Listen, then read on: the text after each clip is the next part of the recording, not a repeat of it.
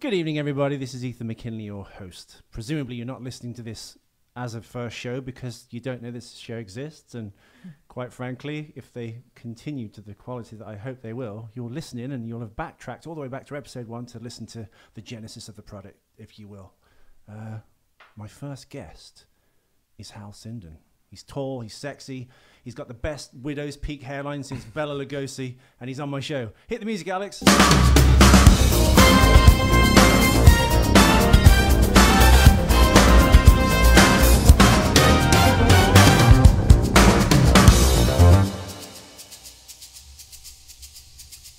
Hello, everybody.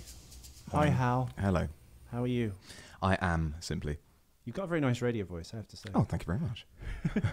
And my eminent co-star and producer here, Alex. How are you, Alex? Good, thanks. Are you good? Yeah. Merely good. Very well. No, I'm thrilled. I'm delighted. There we are. That's what we need. Yeah, I'm amazed. Amazed. Amazed. Amazed that we're both My here. God. Primarily that he's here, actually. So where does one begin with how do you think, Alex? Where do you think we should start? Yeah. Left of centre. Beginning. Just like the camera angles. Yeah. Yeah, well. Mm. So Hal, tell me. We've met many times before, Mm. and we are good friends. Mm-hmm. But I think we should just lay the whole story out. Where were you born? Where did it all begin for you? I was born, weirdly, in, as I understand it, it was a disused air hospital that at the time, it's actually Oddstock Hospital in the middle of the Salisbury Plains. And at the time, it's now a fully fledged hospital. Not because I was born there. As I'm not that much of an egotist, but This I'm close. baby-making, delivering thing works. Let's turn it into a hospital. It's good, isn't it? But no, I was born in the middle of bloody nowhere by mistake. That we didn't intend to have me born in the middle of nowhere. We were actually supposed to be somewhere a lot more civilized, but my father was on tour and my mother was along with him.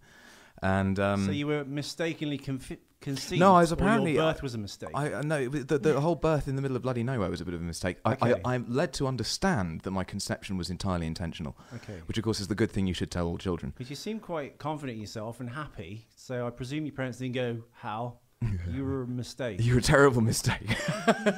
Or the happy accident, as it's supposed to be from the modern perspective. But yeah, so I start as all good novels are. I was born, I grew up. And was vehemently told that if I ever went into it, exactly, and was told vehemently that if I ever go into the performing arts, I shouldn't. And my grandfather said that if I went into performing arts, he'd cut me out the will.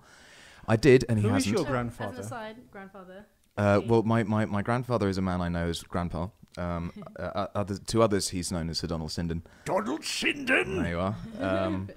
And it flows within the family, the ebb and flow of performance. It does. It's the dramatic angle. What I didn't remember from my actual intro previously is Hal. I fancy myself good with the turn of phrase and quite an intelligent person until I met Hal, and I stand in awe as you know. Well, we're sitting at the moment, but. Well, I'm glad I am. Can one sit in awe? We're at the recent party we were at when you were just going off talking about Kevin Smith and David Mamet and talking to your bandmate who was like chatting away. I was just sitting there going, I've nothing to add to this. Words, literature, and all the things you exactly. can't contribute to at all. Exactly. Usually, I can just talk for England. Hence this show. It's all a cunning ruse, you see. I have it radioed in. I have a little earpiece, and I've got a team of writers. They're all 7-year-olds, and but you know, as the sort of video goes, you put enough monkeys into a room and they'll come out with Shakespeare. You put enough 7-year-olds into a room and they come out with the shit that I can't do. See, you just did it again. You can just quit. But you said your dad was on tour when you were conceived or born? Born. Okay. What did I was he conceived in Whitby, which technically means that I, by birth, am naturally entitled to be a goth. Okay. For those who don't know, Whitby is not only the scene of one of England's largest goth festivals and weekenders. It's actually also the place where a lot of Dracula is set, Bram Stoker's Dracula. So, I was conceived in a small hotel room on the Royal Crescent, which I've sought to find every time I've gone up to Whitby as a terrible goth. Parents tell them, do you know where you were conceived? I've never been told that. Really? Oh, yeah. Really? Yeah. I'd never think to ask that. I would, because you find some interesting truths. It's quite bizarre. Yeah. Really? All as a result of did they tell you that, or did you ask them? Well, they alluded to it. Okay. But I went and sort of, decided to find out more information. Actually, whilst I was staying on the Royal Crescent of Whitby, just went, Mum, you said that, this is a possibility that I was in somewhere on Whitby. Whereabouts was I conceived? Oh, darling, I don't know. It's somewhere on the Royal Crescent. Well, I'm on there now, so tell me. It's the delivery entrance of Boots on the high street of Whitby. It was a bit quick, and the fire alarms went off and startled your dad, and that's how you were conceived, basically. Exactly. What I haven't asked is the exact nature of the evening and how it went and how it happened. I'm close to my mother, but not that close. Were you drunk? One thing led to another. And it resulted in me. Yeah. So that's my peculiar birth. And so what did your dad do again? I interrupted you. I apologise. No. My father was an actor for a very long while and is now a producer and director. And his most recent work at the moment, he's been working on a series called Great West End Theatres, which has been showing on Sky Arts for a while. Very nice. Which has been narrated by my grandfather, and it's about, inventively enough, all of the Donald Great West End Sinden! Theatres. That's the one, yeah. Yeah. Very good. And it's about all of the Great West End Theatres, some of which we're surrounded by here. On the Strand. We're on the Strand for those listening around the world. Mm. Well, our two friends we have in LA, basically. So The two friends in LA. Okay.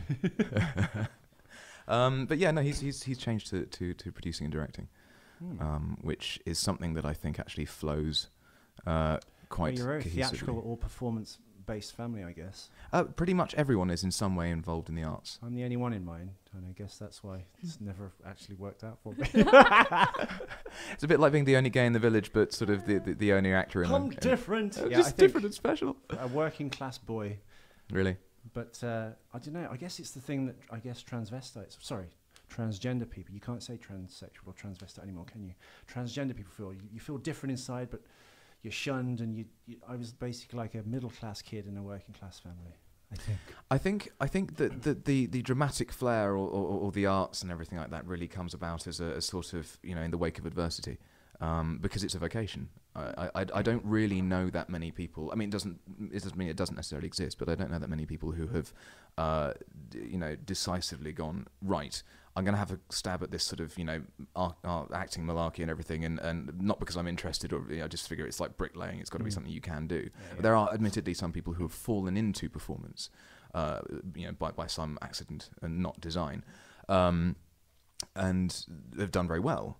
But I think that's tainted by a lot of people. You get a lot of sort of self-effacing actors being interviewed. Go, oh no, I never planned to tread the boards. This entire career is merely a mistake, which of course is absolute. I was stacking shelves in Sainsbury's, and this man approached me. Yeah. Like, would you like to be in a play? And I secretly longed to go back to the milk run. I was then so happy, not chastised by my lesser superiors. Yeah, it's a wonderfully humble thing to suggest that actually, you really had no interest or vocation or whatsoever. But instead, I think that there has to be some element of burning need within people to go and do something so ludicrously idiotic as performing on a stage in front of people who the majority of which will have probably bad feelings about how you're going to be doing this. You have to prove yourself to be right rather than wrong more often than not. Well, actually, I'm the only one left in my I think drama school year now, apart from one other that didn't quit. Yeah. And only now, after 8 years of leaving drama school, things are taking off slightly. We've hit a groove. We're good. Good. Well, this is the thing. I mean, it's because of obviously the law of averages and what have you. If every single student within each class and year of every drama school never quit, no one never get a job. it's just not going to happen, is it? It'd be like, you can imagine. I mean, this is the thing.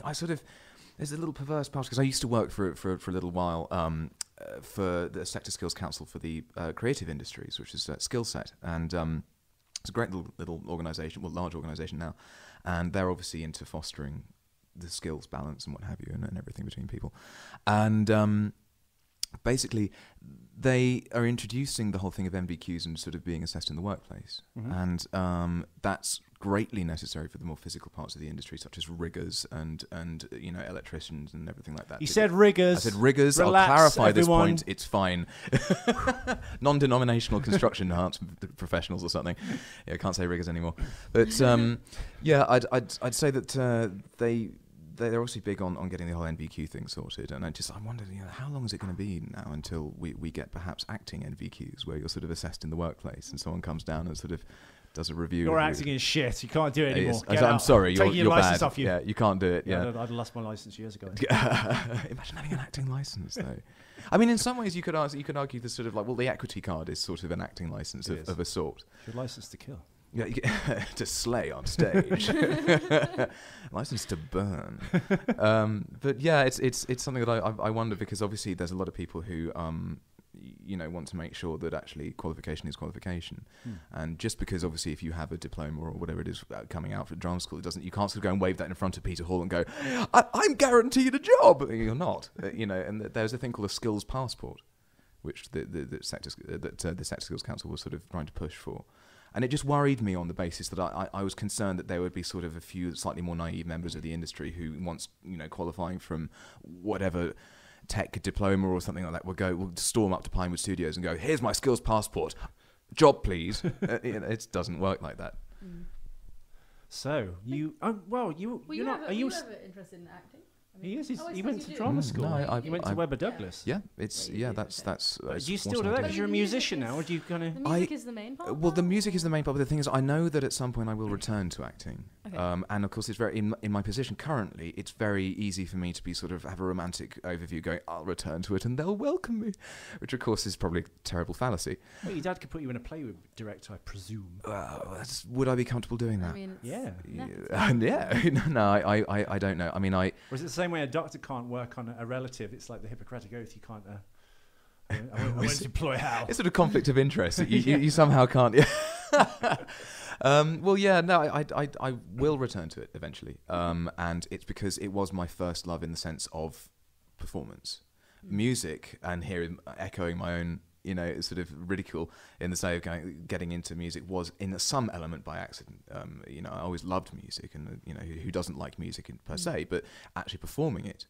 Even when I was at drama school, there were a few of my fellow students that were sort of like, "You're always banging on about this band that you're in music. Why don't you just basically bugger off and do it?" Webber Douglas is singing as well, isn't it? There's a focus to it, yeah. But obviously, the element of performance and music within that is quite different to what you would receive necessarily from sort of more music, specifically concentrated music. Did you do acting and stuff as a kid though? Was that encouraged? Well, obviously it was encouraged because of the family and stuff. It wasn't. No, Wasn't? No, yeah, at you were all. saying they, No. they said if you go into the performing arts, then Really, with the connections, Bad, perhaps, bad. and grandson of the. bad idea. I nearly said No, late but great, that's- so I meant great Donald Sinnen. Jesus.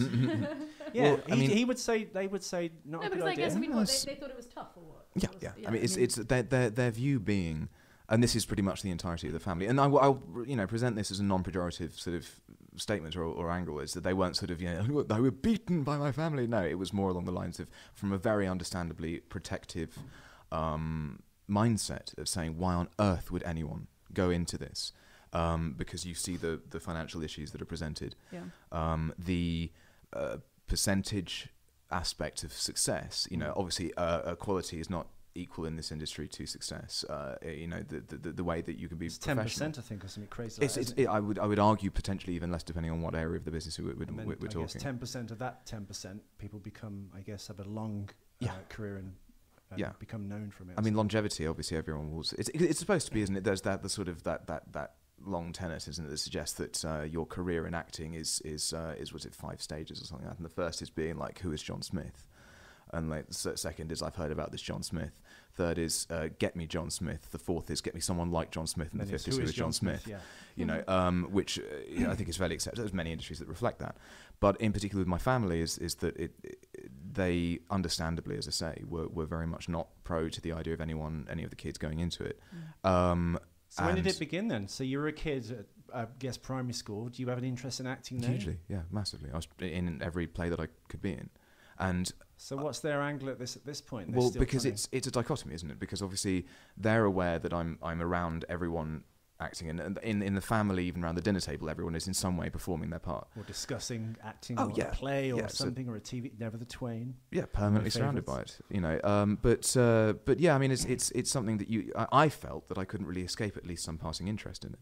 And of course, at school, you gravitate towards performance, and then I guess you get some of the teachers, because it's of their generation, going, well, he's got to have some kind of understanding of it, get him in the play.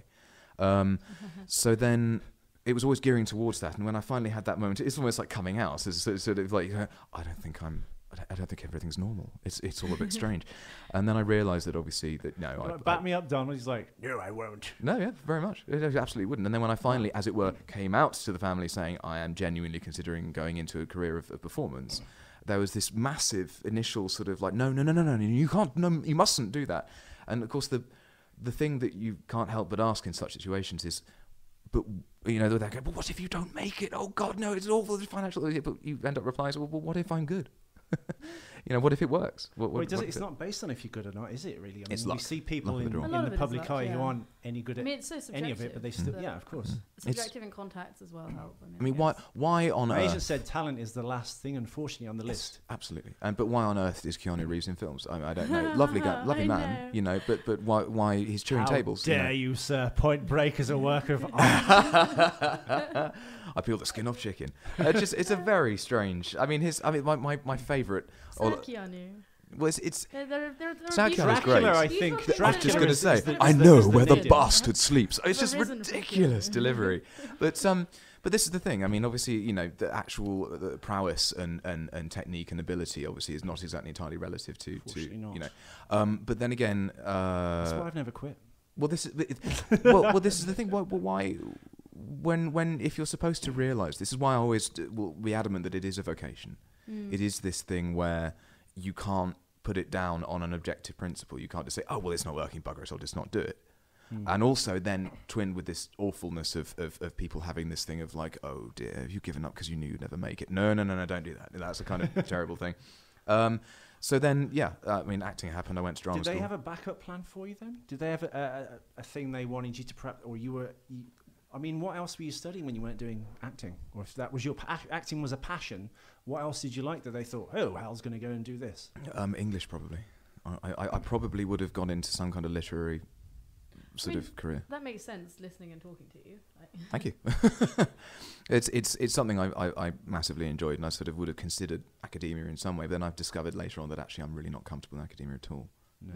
And that was even through working within academia on the other side. Is that weirdly because it's like a closed linear way of thinking and discussing things, and you're quite a bendy, arty thinker?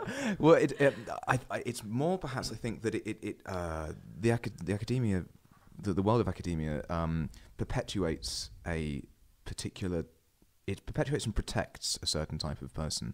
Whilst I will not be negative necessarily about, because these are some of the people I adore that I've worked with, there are others within it who... It is very possible within academia to basically suspend your life and exist within it, outside of the necessities of social interaction or being...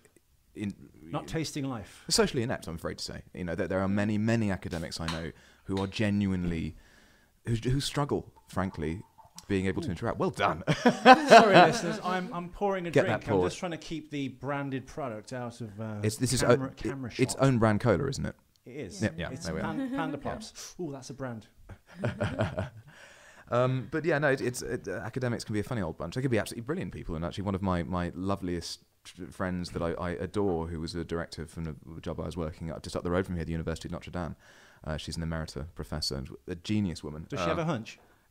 She no, funnily enough, no. Her spine is fine. She's absolutely fine. Stop interrupting me. It's only a mild scoliosis. But yeah, she was an absolutely wonderful person. But then at the same time, I also met other people there who you just think, how are you getting through life? This is amazing. True eccentrics. Practicality, it suffers sometimes. I think because you're in such a sheltered environment and you're so focused on something that isn't related in a way to many practical things. Hugely. I mean, it's sheltered. It is also it's theoretical. A lot of it. It's not something that. Well, the institution, a learning institution, is thick walls, big thick walls in many ways. If it's also literal, but there's also there's the sort of you have to be. I find that there's a certain type of character that goes hand in hand with being a professor of any sort of level of academia. In that it's a tough job to have to inspire people to learn, and a lot of them who won't necessarily want to be there. Like younger first-year students, so sophomore as well, have a reticence, an ingrained reticence towards the institutionalized aspect of what they're doing, because so many times parents will be adamant that they have to go through academia, and that will be something that can be very negative thing in life. Whereas wouldn't it be lovely if everyone that were in a university did it because they desperately wanted to be there, whereas so many don't. Well, that's the thing. I think At the same time, I think, the intellectual exploration can be really good for people. I mean, it's vital. It's not for everybody. Yeah, no, it's vital that it is. I think it's a great thing, and were it not for this.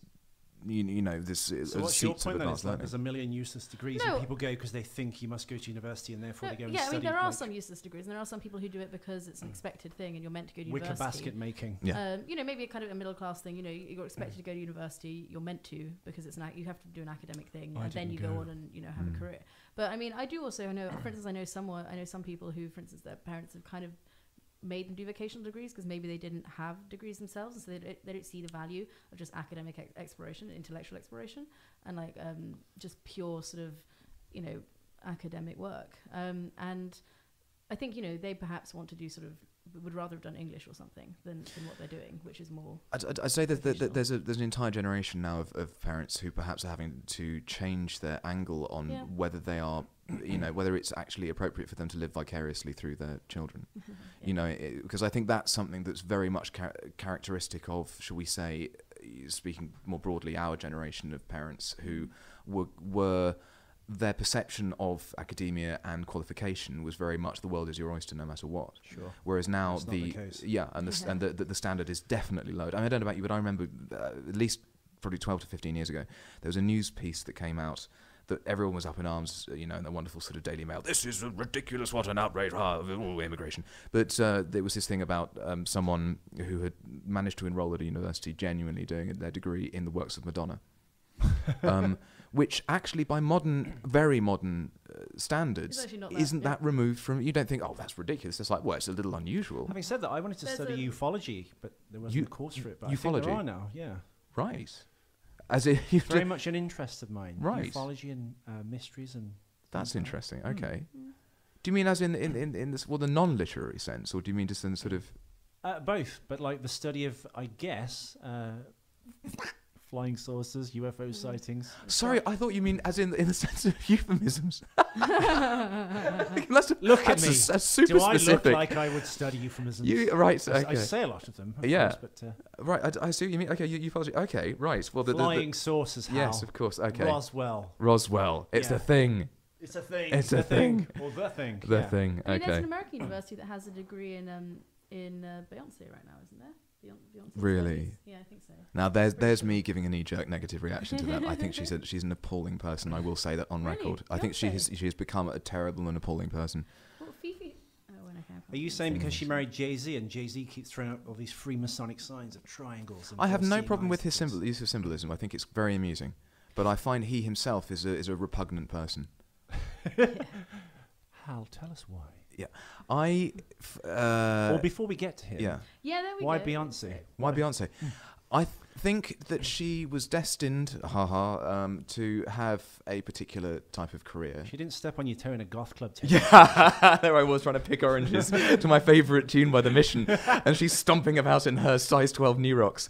Get off my toe, you bastard! No, it's Rutgers. Rutgers is actually quite a good university, and really? has a course on politicizing Beyonce. How can you study politicizing Beyonce? No, it's only a course. It's only one of the one semester course. It's not a whole degree. Okay. But even so, how can you stretch such a flimsy narrative over how?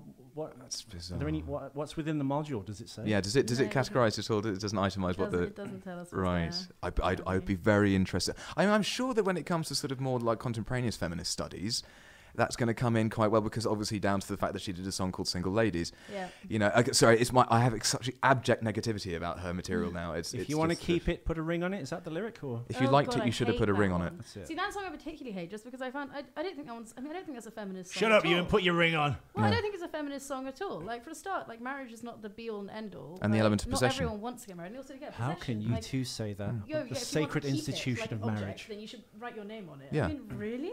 Like, how do people view this as like feminism? But then writing the name on the woman as property or the ring. Yeah. But then further to that, she then, it's this hodgepodge sort of thing of being like, one track will be female empowerment, suggested female empowerment, an incredibly hackneyed version of female empowerment that has, that has such. Oh, is it?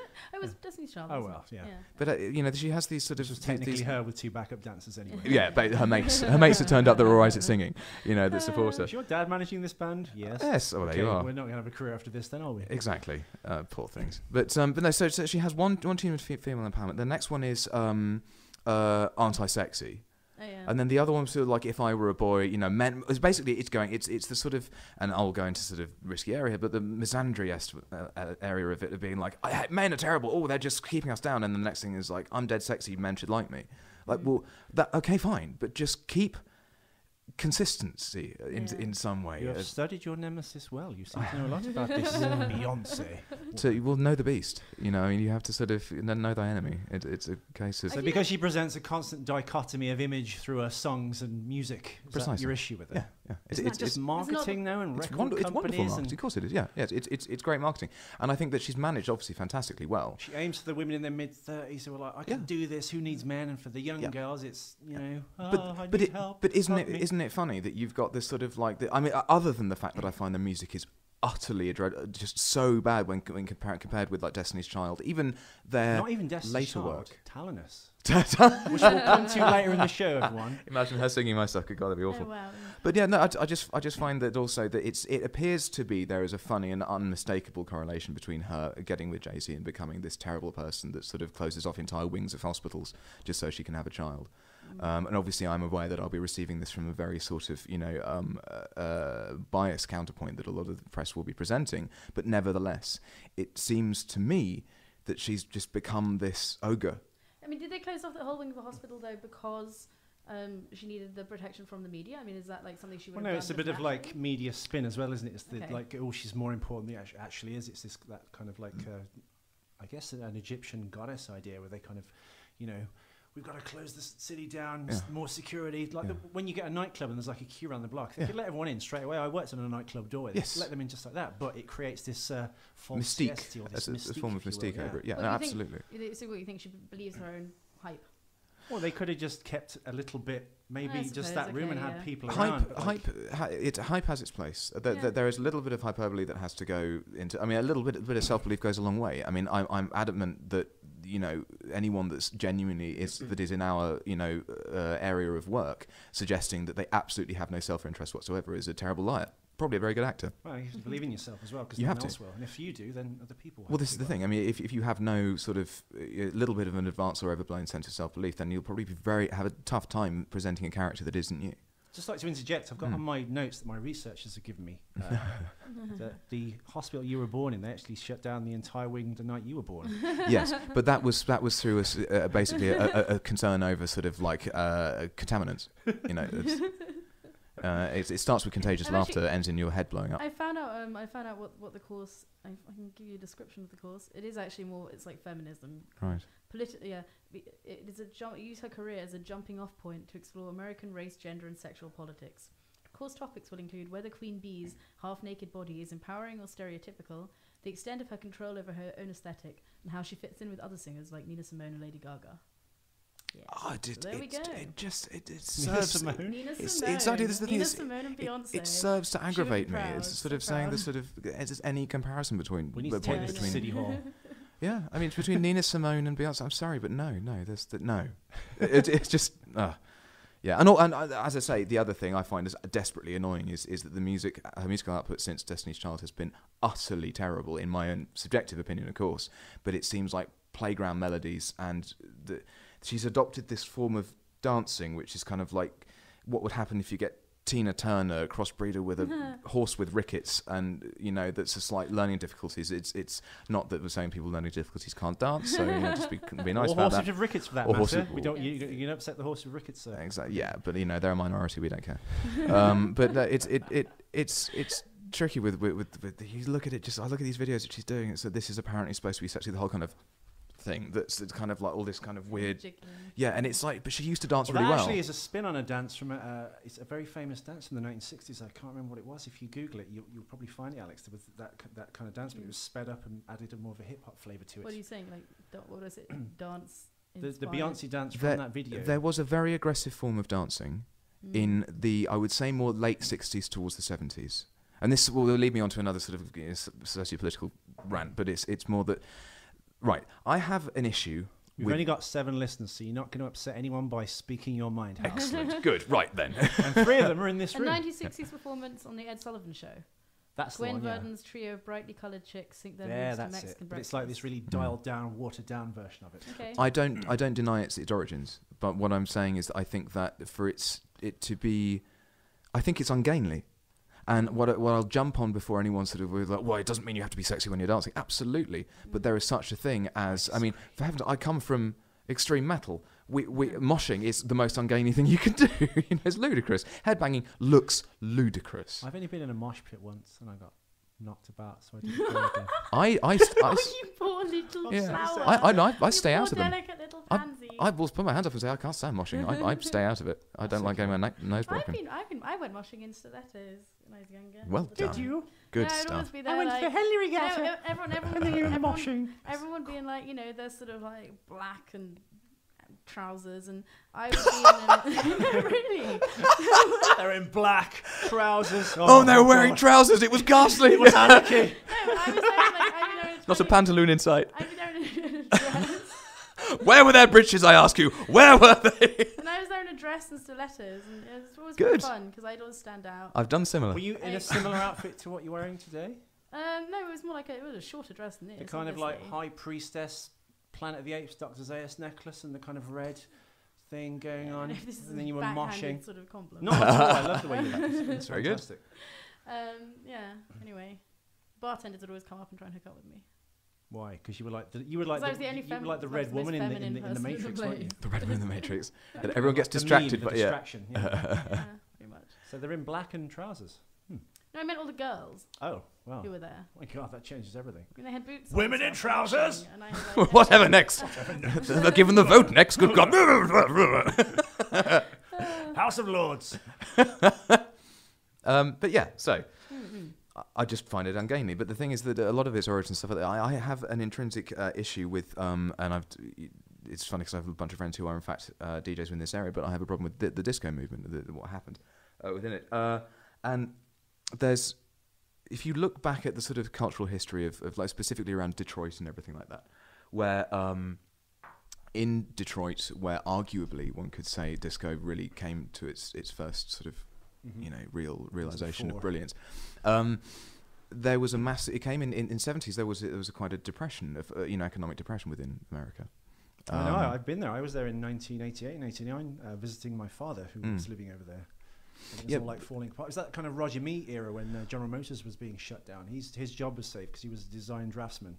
Right. Like the whole place was It was an economic mess. I mean, the thing. I mean, people tend to when you say so that the concept of a depression within America, people obviously think of like the Great Depression in the 30s and everything like that. But obviously there was a more minor one within the 70s, and there's a theory, I think a very very outstanding theory, that if you look at the lyrical content of a lot of disco tunes, I just can't wait for the weekend. I just want to be in the club. Can't wait to be with my friends. Everything. A lot of them sort of revolve around, and then of course standard themes and musical about things. getting out of work. And it's get out of work. And that's why Detroit fell apart, because they were too busy trying to get to the weekend, meet their friends. Well, no, you see, the thing is, industry fell apart. Genuinely think it was an attempt towards the recovery of a working society, in the sense of suggesting it's like work, so that you live for the weekend. The whole process, like lyrical basis of disco at that time, was you exist for the time in which you go out and meet your friends. Yeah. So you can deal with the week as long as it's about the weekend. The weekend is sacrosanct. This is what you do. If the weekend's essentially before the 70s and everything like that, when you have this Christian basis, it's a bit of a nondescript. Well, think that's of the phrase weekend warrior. That's where it comes from. Well, but precisely this. And you think of, for instance, just thinking of the pre-70s, the weekend wasn't really seen as this time for explosion. It was actually, for those who worked, it was actually a rather tiresome period. The kind of... I presume that was a knock-on of the Vietnam War effect, though, wasn't it? Kind of. Yeah. It was the same with cinema, of course. You had cinema went very dark with the French Connection and Exorcist and stuff, and then Star Wars came along and obviously changed all that, and it became about escapism and things, didn't it? Well, I think escapism has come in waves, and I'm one of a gross advocate of escapism. I think it's vital, and this is why I'm afraid I oppose the thing that all entertainment should have this slightly sort of left of centre angle of everything should be totally realistic kitchen sink. And I think that escapism is vital, especially in times when now we have like austerity and verging towards. I mean, we're supposedly coming out of recession, but isn't it interesting how in times of recession, attendance at theatres is that much higher? And that's actually recorded. In fact, funnily enough, recently there was The Stage published some statistics where attendance at theatres was higher in ticket sales than it was for people buying season tickets for football for the last year. Whoa. Yeah. So in a relative sense, you know, in when it comes to sort of investment or singular ticket purchases.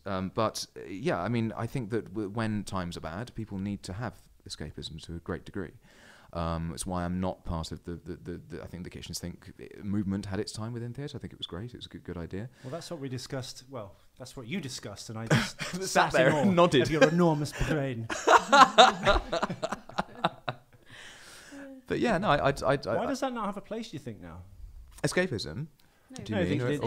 The down and the the kitchen sink, the Willy Russells. I think it does, but in a different. It's not in the way that one would have recognised it necessarily. In that kind of prick up your ears sort of Joe Orton thing. Yeah. In that it's changed shape, to the point now where I think actually more the market for the people who would have now actually in retrospect admirably have looked into attending and watching kitchen sink productions are now the people who it's dumbed down to the point where reality TV, even by its nomenclature, it's just sort of like it's reality TV. This is what life is about, the which is furniture. Yeah, and it's so far removed from reality, which of course because it's the sort of unattainable sort of people image crafting all over the place.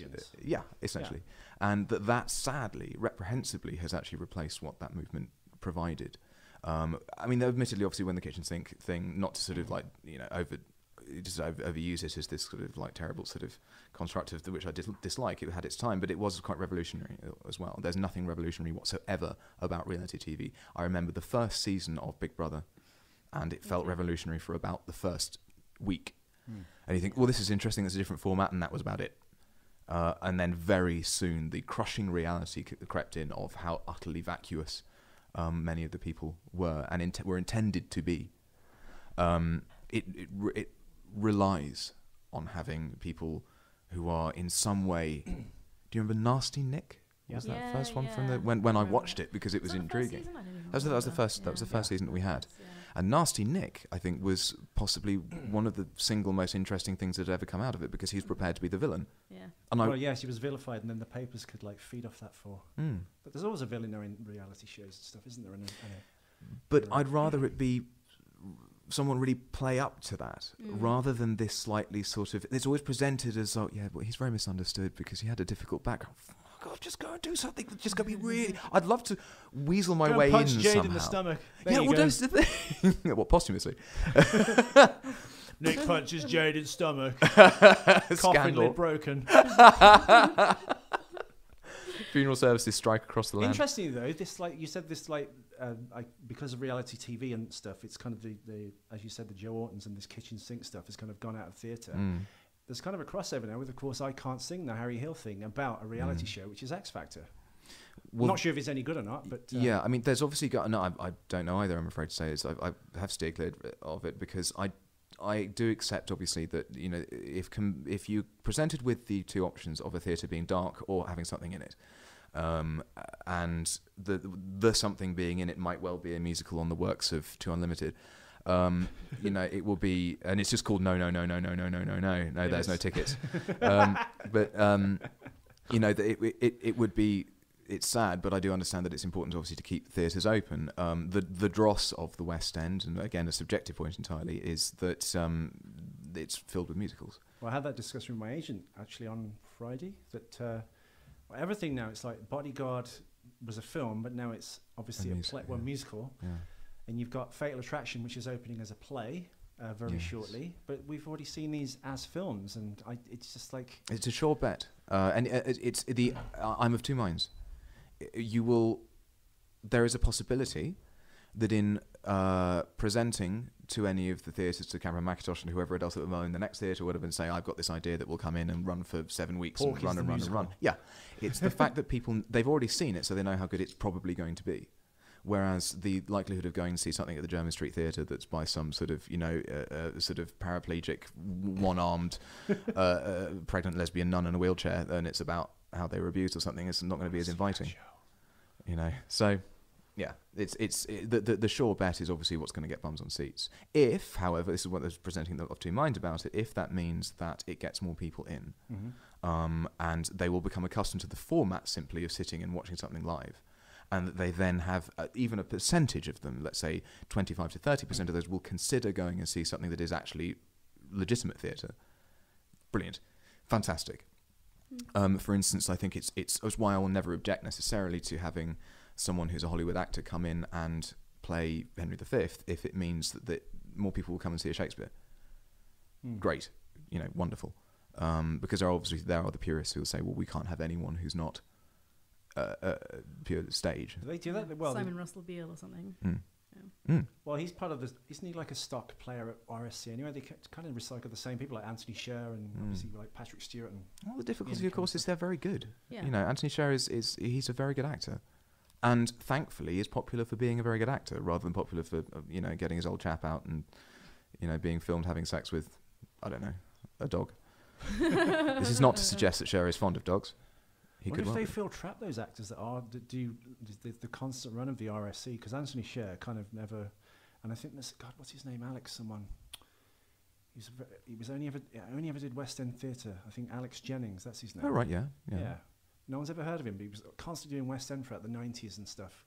But this is the thing, theatre actor, but he kind of never broke out from that, but he's a brilliant actor. But isn't that a rather, I mean, it's certainly very true, but isn't that a somewhat endemic of for instance, when Peter Cook died, and there was a very peculiar thing that in a lot of his eulogies, that there were people writing, of course, and the sad thing is for all his wonderful, technical ability and brilliance at writing, he never broke America. As if that's supposed to be the kind of mark that you've made it as a performer or an actor or in some way. It's something of a fallacy in many respects. I mean, you don't... What people kind of... Well, the papers pick up on that. It's kind of a thing, isn't it? You need to break America. If you're a musician, you need to break America. Like so many bands that don't, and then some do, and then obviously they become very world famous. Do you know, that's actually something I found in firsthand. My old band toured America in 2007. And we spent 6 weeks out there, and we really had a good old run of it. It was a mixed time. Some of it was utterly nightmarish. Some of it was completely fantastic. But when you have the average Joe conversation in a pub or something like that, and someone says, "What do you do?" "Well, I'm a musician." "Oh, really? Right. So what do you do then?" And you sort of say, "Oh, it's metal and whatever." So they go through "Oh, Metallica, man." No, it's nothing to do with that. It's progressive rock. Well, this is the thing. If I say I tend to avoid the description, because if you say to someone that's, "Well, what do you perform?" Let's just say I perform metal. "Oh, what's so like?" No, if I say to you progressive death metal, we'll spend the next 25 minutes discussing how ludicrously stupid it is to say that as a title. But so you further discussion with them, blah, blah, blah, and they say, "What have you done?" If you drop in, as I have done occasionally, an American tour. Oh, we did an American tour 2007. It's change. Yeah. It's oh, so you're serious?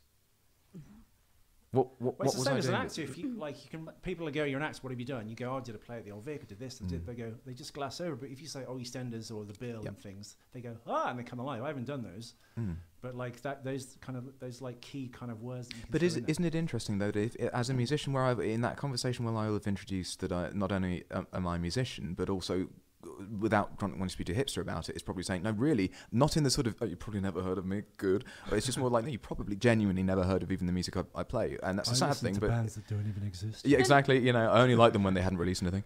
But does the same happen when you say you've done a European tour? Like, why does an American tour? Like, why is that the be-all? Because it's the promised land, I guess, for any performer. This is the thing. Because we've fed culture in some sense from American film and especially American music and stuff. People kind of like gravitate towards that, I suppose, right? Well, I think it's I was saying that, like, if I've said to this person, for instance, that I played America, there's absolutely no, if they're English and it's in an English pub, that doesn't mean that they'll have recognised me more. This because they would have had to have been in America at the time we were performing. Exactly. But the sort of it sounds epic. It sounds big. It legitimises what you're doing. It has a prestige to it that apparently that means that you sort of are serious about it. But yet there's no way of you. It doesn't really mean anything to them. It's actually completely intangible. Whereas, as you say, with the European thing, there's perhaps more of a chance of them actually having seen me. But I've said that, we did Europe, just a year ago, we did a tour of around the whole of Western Europe, and sort of it's the kind of like the 0.5 point of recognition. It's like, oh, so you've actually been out your own country? Yep. What about Asia? Love to do Asia. Dearly, like, because it's and I want to do it, and I realise how terrible I'm being within this is because it means I'll go out there to an relatively untainted land that haven't bigger quite. Than Anvil, because they were big in Asia, weren't they? But the amount of bands who now, You remember that old sort of like the sort of idiom of saying, "Oh, big in Japan," and there was the sort of, it was Tom Waits. but it was a, yeah. But it was God, it's mule variations that was off, isn't it? Is it? No, I don't know. Yeah, I think that was the one that Primus was his backing band for. There you go. But yeah, so big in Japan was a pejorative term, and now that's not the case. In fact, now I think that funny enough means that you're probably a bit more serious. You're prepared to go and spend the money it takes to get out there. And India is somewhere I would dearly adore to play. Their metal festivals are impossibly huge. I think people forget, like, Asia is like, well, just as big, if not bigger than America. Yeah. Because of course we've got this like button in our head that says America and only is the that civilization starts in the West and peters out towards the east. Asia. Huh? I don't forget Asia. No, you don't. But I grew up there, so it doesn't. Oh, okay. Sundar went to obviously India to do modelling. Yeah. One of our friends, Sure. and she's got the front cover of Vogue. And I told a friend that, and they were like, "Yeah, but it's India." Be like, don't you realise there's probably more copies of that Vogue in that area and printed than in America and the West anyway? And their readership. Exactly. Yeah. It is.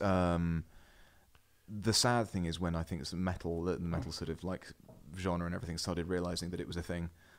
Is that some of the sort of reactions to it were a bit like became self-aware. Yeah, when it got reached Like sentience. Skynet. Oh God, what have we done? It's alive.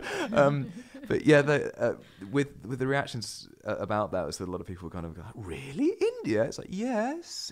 Were you genuinely have a bit of a moment? Were you thinking they're all barefoot? They just think shanty towns, Yep, don't they? And genuinely, yeah. It's just there's a festival I think out in Pune that is utterly huge, and the hotels that they put the bands in, this band called Tesseract, who are fantastic, and they've done exceptionally, British band, who've done really well, and they had a video diary of when they went out to go and play India, and the hotel they were in, they're just going like, this is impossible, this is amazing. They had like a bath that's made out of just glass or something, and it's just like, oh my God, why don't we have this at home? It's quite astonishing.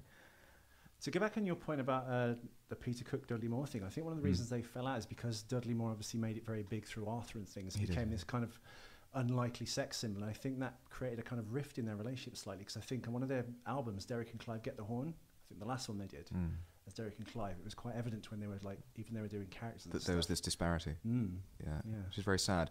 But I think that when you have an amazing duo such as they were, that it is very easy, as with bands, even with or just to do performance troupes of 2 or more people, is that you can identify at an early point what your imperative is and what you're going to stick to, even politically or politically within the arts. And that success will do funny things. I'm quick to forgive people when it comes down to saying, well, I couldn't possibly have known that my world would have been changed to such a degree. And then there are also huge elements of it's very easy to say, oh, Dudley Moore decided to do this. Whereas when you expand, let's say, necessarily your success or your income or anything like that, your wallet grows to suit its own size or whatever, that there comes a point where you cannot not go and pursue expansion. Now, of course, one could say, well, Peter Cook didn't necessarily have to, but yes, but he hadn't been picked up. And by chance, I think he was in Supergirl, isn't he? I think that's the only mainstream American film I can think of that he was in. Well, I suppose mainstream, if you want to put it that way. Yeah, I suppose. I mean, also it's stuff like Princess Bride and what have you. But of course, yes, he's in that. Yeah, but there are a ton of Peter Cook American films. Yes, but he's such the character actor. The other thing is also the physicality, which is a sad point, but it is true. Is that Dudley Moore is an exceptional looking person, in the sense of he fitted far easier into the sort of transatlantic association of what we English people are: bad teeth, small, ungainly, and sort of, but funny. Well, I guess Arthur was kind of like the thing that kind of created that as well for him. I entirely did. I mean, drunk Englishman, razzling all the ladies and getting to scrapes. Yeah, and it was something because they'd had Alfie and whatnot, and sort of, and it just reinforced that sort of stereotype fantastically. But if Peter Cook, of course, wasn't, there was the danger that Peter Cook could be quite attractive. Because he wasn't bad looking. Actually. Well, he was the dry intellect, wasn't he? And Dudley Moore was kind of like the goofy, kind of lovable. Yeah, and I think that there was little threat to what Dudley Moore presented as a character actor, whereas Peter Cook could be that wonderfully acerbic, dry, very straight-faced, po-faced sort of person that could, maybe it's that the association of Peter Cook actually maybe reinforced some of the concerns that English people are a little bit superior in some ways. Whereas Dudley Moore, there's the danger of that happening. I feel I'm Dudley Moore to your Peter Cook. Nothing like a good bit of transatlantic superiority to get it going. So, when did you, to go back now, God, we're backtracking, drama school. When did you decide, and when did you tell the parents when we got to that point in your story, as it were? Why? I dropped out of school when I was 17. Right. And the reason I dropped out of school is because I was making feature films on a regular basis behind the camera. My first feature film that I worked on as crew was when I was 13 years old. And my first, I would then class as serious individual employment that I got sort of a job and was employed on my own right, necessarily was at 15. And I had then persisted in working in holidays and half terms and whenever I could to go out and work on various feature films as a sort of camera assistant and what have you, and sort of clap a loader or whatever, you know. And was that you kind of masking the fact you wanted to be a performer, but your parents had steered you obviously away from that, and you were going, okay, well, I can do something in the arts, which is more guaranteed perhaps than... Well, my mother's a filmmaker, and my outlet to people who work behind the camera was sort of fairly advanced to some degree, and obviously I got on with them a lot, so I kind of knew the ropes in some ways, so I knew I could get in that way. And then it's very difficult to kind of be a clapper loader and hope that suddenly you'll just like put your face in front of the camera and go, who's that clapper loader? He must be the star immediately. Fire Keanu Reeves. You know, it does not going to work that way. But nevertheless, it means I'm doing something more relevant than not. Of course. And so I went and did that and was working in these various sort of holiday jobs and what have you. And then what had happened is in the middle of my A-levels, I had called the bluff one too many times. Of saying, my mother would ring up going, I'm sorry, but he's actually out here in the Isle of Man. We're shooting this film. He needs a week. He's not going to be there for the first week after the half term. And the school going, okay, but he's got a lot of exams on, you know. And then finally, when we did that one time, and they said, I'm sorry, he actually does have a lot of exams on, and if he leaves, he's going to have to leave the school. I just went, bye. I'm doing what I like doing, which of course is a terrible mistake. Things though, right? I have GCSEs. I don't have A-levels, and I dropped out of that college.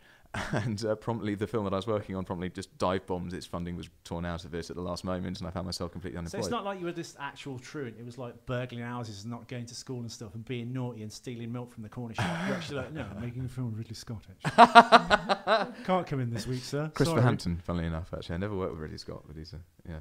But no, well, no, my somewhat misspent youth, you know, which I don't at all. There's no blame for my parents on that, but I did do bad things, you know. So what was the wake-up call then? You loading clappers for? God, is that even a word?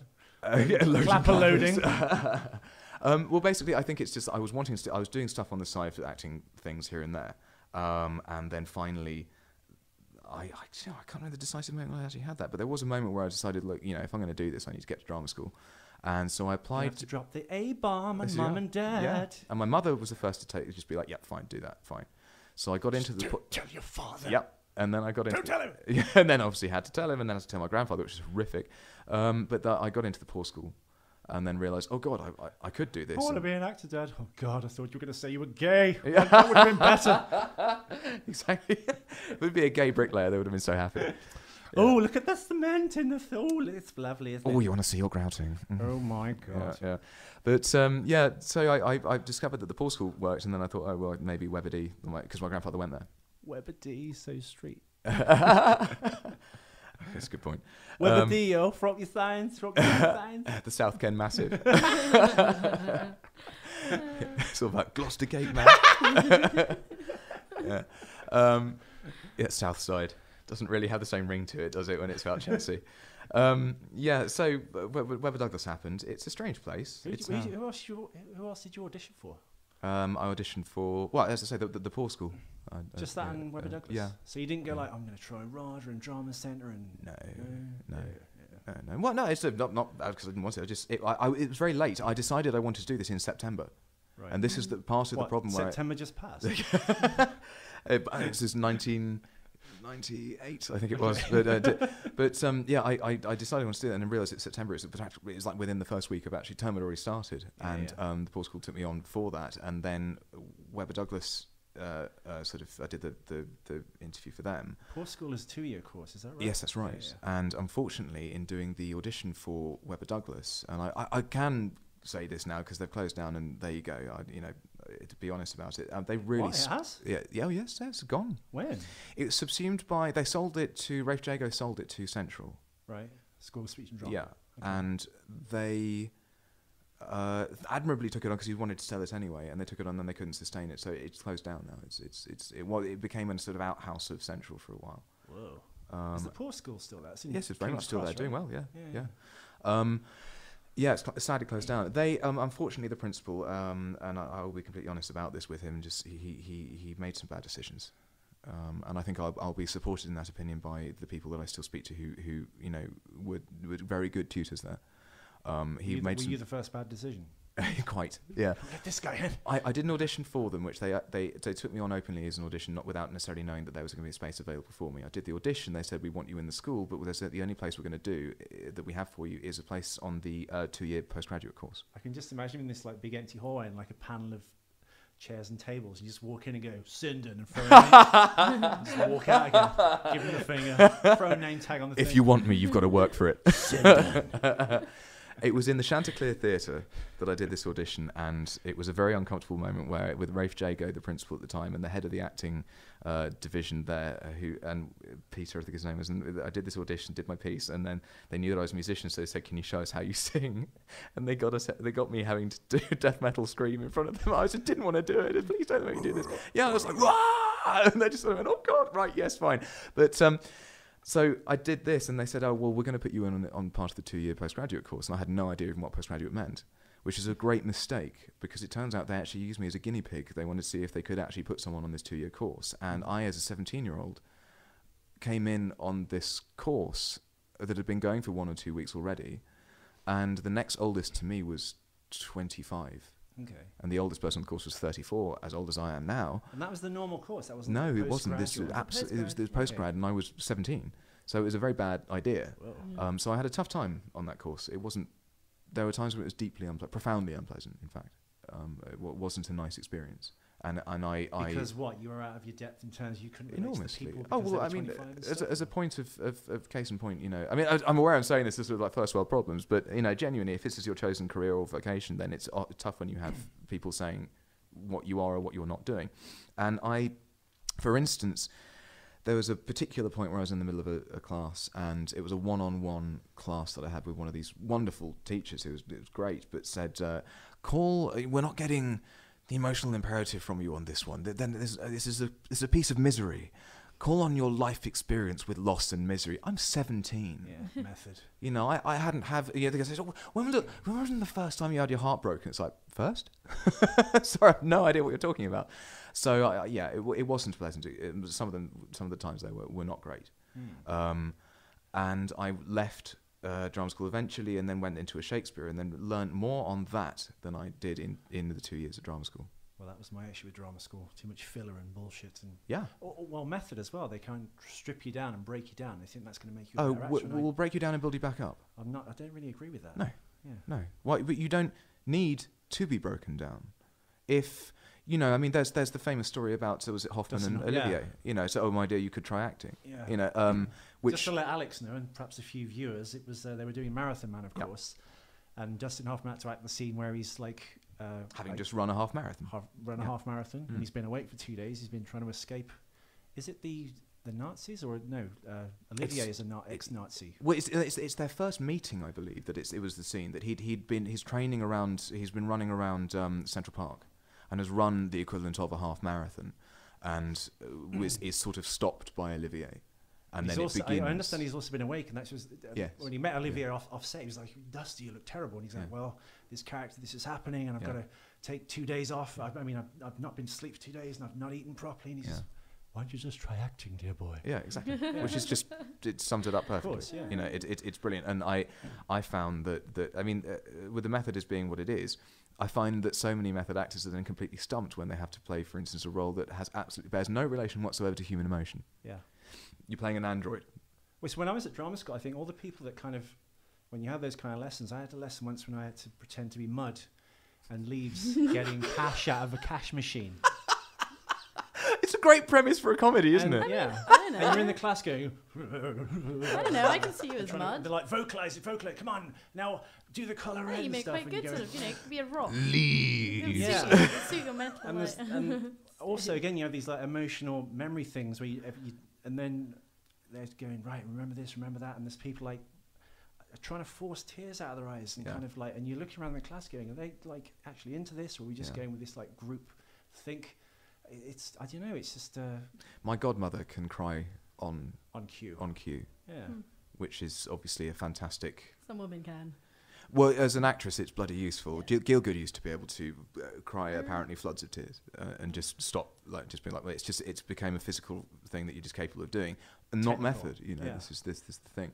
I just think there's so many like dramas. Well, just these classes they it becomes very like showboaty and not real in a sense. And I don't know what I'm trying to. It's intensely. I mean, acting itself becomes very self-indulgent. That's the word I was trying to think of. And there's half the people are being self-indulgent, and then the other half are just trying to like go along with it and fit in. And it's kind of it's a strange thing sometimes at drama schools. I think the collateral risk of it is, for instance, when Daniel Day-Lewis was playing Hamlet in the West End. Now, I won't denigrate necessarily Day-Lewis's ability as an actor, which is, I mean, he's unsurpassed. He's a fantastic actor, but his method, as in using method itself, I'm edgy about. I feel it's risky, and he was performing Hamlet in the West End at the same time that in real life his father had just died, and he was enormously close to his father, and apparently went through a most terrible mental breakdown, which in itself justified that, of course, he was doing the right thing, and he continued doing it. But it's intensely dangerous. Sure. Now, acting in it itself, without being too sort of, it's intensely dangerous. We might die at any moment. But it is dangerous in an emotional sense, because isn't it funny that some of them today's, I say today as in contemporaneously speaking, with today's most successful revered actors are, in some senses, utterly devoid of genuine personality. Well, they said that about De Niro, didn't they? Like, when you meet De Niro as a person, you're just like, ugh, he's this weird guy who doesn't have anything to say for himself. But it's a person that's in between roles. Yeah. You know, I mean, unless you have, like, Johnny Depp is a very specific character, but he's a character actor. He can afford to be Johnny Depp playing X. Whereas you have someone like Gary Oldman. Does anyone really actually know who Gary Oldman is? And of course, his wife or ex-wife probably does. But you know, this is the you know, but for instance, right, you got Christian Bale. Now, I worked with him in 1995, and he... What was that on? A film called The Secret Agent. Okay. And he genuinely just wouldn't say boo to a goose. He's a tiny, frail man who just was utterly lovely, and then has become quite the monster of Hollywood. You know, he's very successful, but every interview that you see with him, understandably, this is his trade. Well, his accent fluctuates. Yeah, he's English or he's American. He's between two people whenever he's being interviewed, and it's a very odd thing to see that, you know, there's a sort of English school of thought where in between takes you just go back to who you are, but then you act when you're actually on the take and stuff like that. And of course, there's actually a constant and very regular line of American actresses or actors saying that when they're in a love scene or something like that, it was very peculiar because in between takes they talk normally. Yeah, they just switch it on. They say that Anthony Hopkins does that as well. He like comes in, switches on, and he's like, "Oh, cup of tea," and it all goes away. But I guess, like you said, Christian Bale and stuff, that bleeds. But he seems quite unbalanced. This is the thing. When I worked with him, he was a particular thing, and then I don't recognise him now. I don't see anything from what I remember of him what at all. But that's not to say. I mean, what am I watching? Interview spots.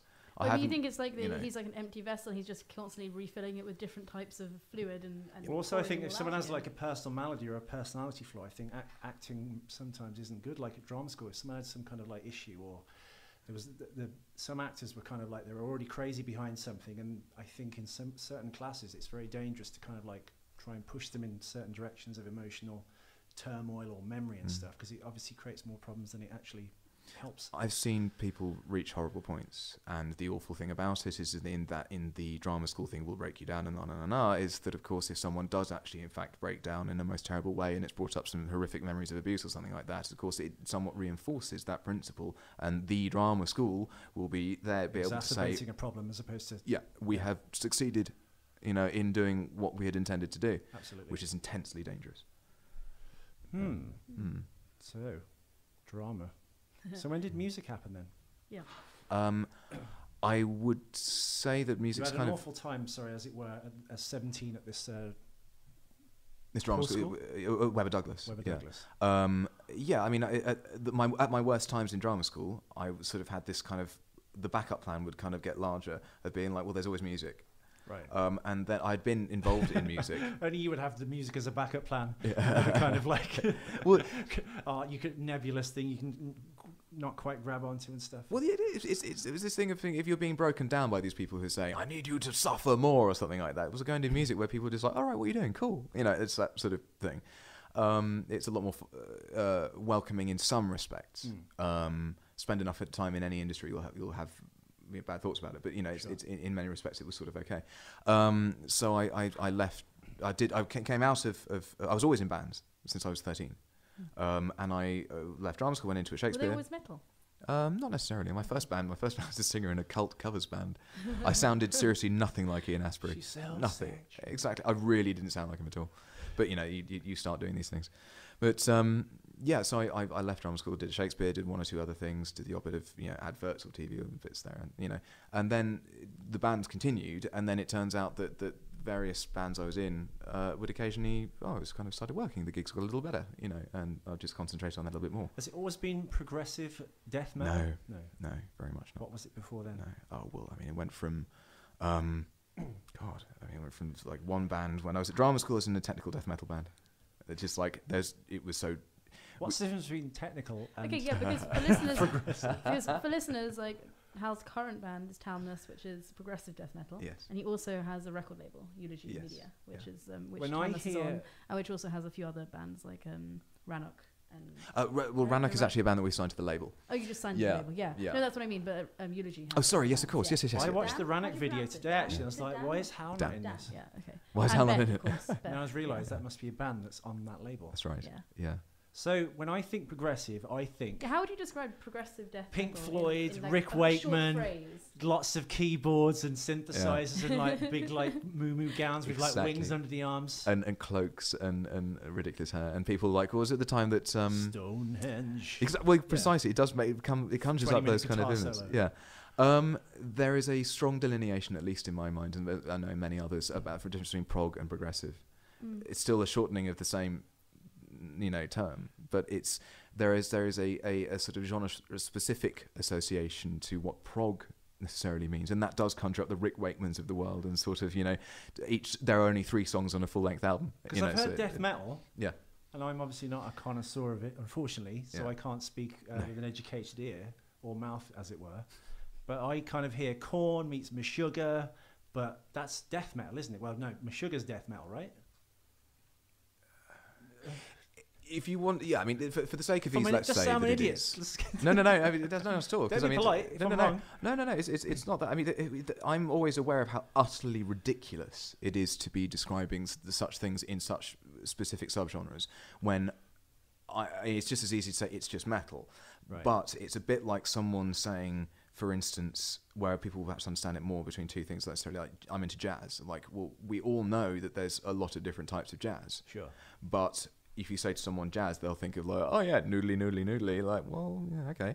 There's lounge jazz, trad jazz, Dixie jazz, all those different types. And rap, for instance, someone goes, oh, I just don't like rap music. Well, which bits of rap don't you like? Yeah. I mean, saying that you don't like rap music means that you're including Arrested Development with, you know, DMX. Sure. Completely different. So with progressive, and it is far more actually distinct to the term progressive rather than necessarily a genre-specific thing. The whole death metal can be at times regressive. There is the brutal death metal movement, which is like quite stuck in a time capsule. You know, it must sound like the New York scene within the sort of early 90s, you know, which is just very basic. So lyrically, how is it different? Is progressive like you tell a story, but it's music? I think lyrics change from band to band. I mean, Okay. they honestly do. I mean, there's no... I mean, if you're into like, you know, but like, well, again, like brutal death metal, it's likely you'll be singing about one particular thing, which is probably like murder. So for me and several other listeners, what Sure. is death metal? How would you define and explain what death metal is? For someone who has absolutely no involvement within metal at all, it is the easiest way to describe it. If you think of metal and you think of Metallica and tight blue jeans and white trainers and poodle pumps and stuff like that, then that's heavy metal. Right. Easiest way of looking at it. That's that over there, which is fine. That's the origins of it. Then you have extreme metal, which is taking things a lot harder, faster, and heavier, and everything like that. No, that's I personally put that over in the kind of thrash and heavy metal bracket. Okay. But extreme metal is, as I say, is lower, heavy. Oh, it's faster, heavier, and everything like that. But then within extreme metal, you've got lots of different types. Death metal is the lower echelons of it, as in tonally lower. Sure. Black metal is the higher. It's the easiest way of putting it. No, that's more like trad and sort of heavy metal. And, songs like "Tonight, Woman" and stuff like that. And songs about I like. Yeah, that's fine. It has its place. Yeah, that's absolutely fine. I used to love glam and stuff like that in a big way. Really liked it. I used to like Rats and Vain. Yeah, excellent. No, I love glam. I think it was great. But then I sort of like, I don't know, you just grow out of these things. But it's funny actually, because I mean, a lot of rock subgenres have moved forward. You've still got metal. You don't get glam really anymore, do you? Oh, like, I think you do. I mean, Mark look at Bolan type thing and the Gary Glitter thing. You don't really have like the Darkness haven't done too badly. An evolutionary expression of that, but that was a one-off. The Darkness haven't done too badly, using glam and that sort of more retro feel of glam. But you would have thought they would have opened perhaps the floodgates to other bands or a new wave of that. There are actually quite a few, but the thing is, it doesn't of course have the chart call that when glam was within popular music. Because they split, didn't they? They're the Stone Gods, right? Or is that? Well, do you mean that as in the Darkness, or what? Is the Darkness still there? Because I know the Stone Gods grew out of that. Yeah, they did, but they've just kind of like Justin's kind of like reformed a lot, and they're now doing the whole. Unfortunately, I have to say, I heard the tune that they released a year and a half ago or something like that, and it's not so great. The irony is kind of trotted out the room a bit, and it's that's fine, I mean, I'm not really involved in that world so much, but Black Veil Brides, for instance, call on that Motley Crue aesthetic to some degree, but obviously glam was predisposed with its own aesthetic, almost predominantly. Well, that kind of glam rock was the kind of 80s, obviously, hair metal, but I'm talking about if you go back even before further, even then, like Joan Jett, the Sweet, the Sweet, of course, and David Bowie. But I guess there were two kinds of glam. There was like the football terrace glam, which was like the Sweet and Mud and stuff, and then the art school kind of glam, which was like David Bowie and stuff. And there was a distinct difference between it. Yeah. And I think both good though. Both fine. I mean, that's absolutely fine. But there was one that was considerably more indulgent than the other necessarily. One I think would say that more the site that the Sweet and what have you were using a musical format. Well, that was like a pop model on the kind of original thing, wasn't it? But and then it diversified into different sort of areas. And funnily enough, actually, that's one of the times of Bowie that I was never really into him. My area of Bowie, my preferred area, was definitely from the 80s onwards. Definitely. So like Let's Dance, and then Let's Dance is my favourite album. Tin Machine and stuff. Loved Tin Machine. Adored Tin Machine. Dad hates them. He's huge for David Bowie. Can't stand Tin Machine. I thought they were excellent. What do you think of his new album? It's like, where are we now? Where are we now? I think he's done incredibly well with it. I think he's done what he's supposed to have done. And his quiet genius is a great thing. Is he his own label as well? I think he owns lots of copyright on most of his stuff. It's more that I think he's organising distribution deals and what have you, which of course is the way that most people will be organising things now. Right. Whereas in stark contrast to Madonna and her sort of 360 deal that she did, 360-degree deal that she did like a few years ago, where that was seemingly an attempt to rebolster interest and investment into the major labels. Right. Whereas people like Bowie or sort of Radiohead and what have you are trying to sort of experiment in where we could take things more independently. You don't need your own label now, as you've obviously proven. This is the interesting thing. I don't know. I mean, whereas on a theoretical basis, one could say that you don't. It is perfectly possible to go and sort of get your music out there to the audiences you probably need to. There is still very much an association factor. Standard person in a pub you'll go and speak to will probably ask you one of two things. One, have you been on the X Factor? Yeah. Two, who are you signed to? Are you signed to a label then? Because if you're signed to a label, that must mean you're rolling in it. And there is still very much that thing of like, oh yeah, you go and get. I hope you go well, mate. Hope you get signed to a big label. That's got nothing to do with it. But surely the new, obviously the new landscape of all this technology, even though we're doing a freaking radio show basically, with a couple of cameras and a couple of mics and a laptop. Sure. Surely you create your own audience, then you obviously play to them. So many stand-up comedians now that you don't go through perhaps an agent or Ticketmaster and stuff. They sell their, I guess, 1 hour comedy special for $5, and it goes directly to them. There's like a direct connection with you and your audience. I wish that were the case throughout, but it's not. Is that not going away though? Do you think in like 5-10 years that will like slowly ebb out? Because surely with like Napster and file sharing and social networking, and you've got this direct connection with your audience through your website and your label. Well, it's presented as direct in the way that that's how it's supposed to be. But the thing is, organic growth is something that I think is in many areas of business is really something that people would try to obtain, but is something of a kind of it's a golden goose. You know, organic growth is rare, extremely rare. Where someone genuinely can say that they got their fan base because they were just bloody excellent. You need to identify or create your fan base. Right. And in order to distribute now, there are so many channels of apparent distribution who are cohesively working against the possibility of you being able to distribute to your preferred fan base, you know. Damn. For instance, Facebook, who are now attempting to make it more difficult openly, making it that your viewership for page posts are extremely limited. They deliberately throttle it. Yeah. Because they want you to pay. Yeah, because that's how they've chosen to monetize. Yeah. Whereas they won't be charging individual personal users. No. That there's a possibility that because obviously you are in some essence is corporate, you can afford to pay to advertise your own sort of thing. Which means that, unfortunately, whilst this sort of lovely, sort of revolutionary sort of cloud, like, oh, look, this is how within the new era of direct contact. No, because people still need to be marketed towards. So the gatekeepers still exist. Oh, absolutely. It's a different form.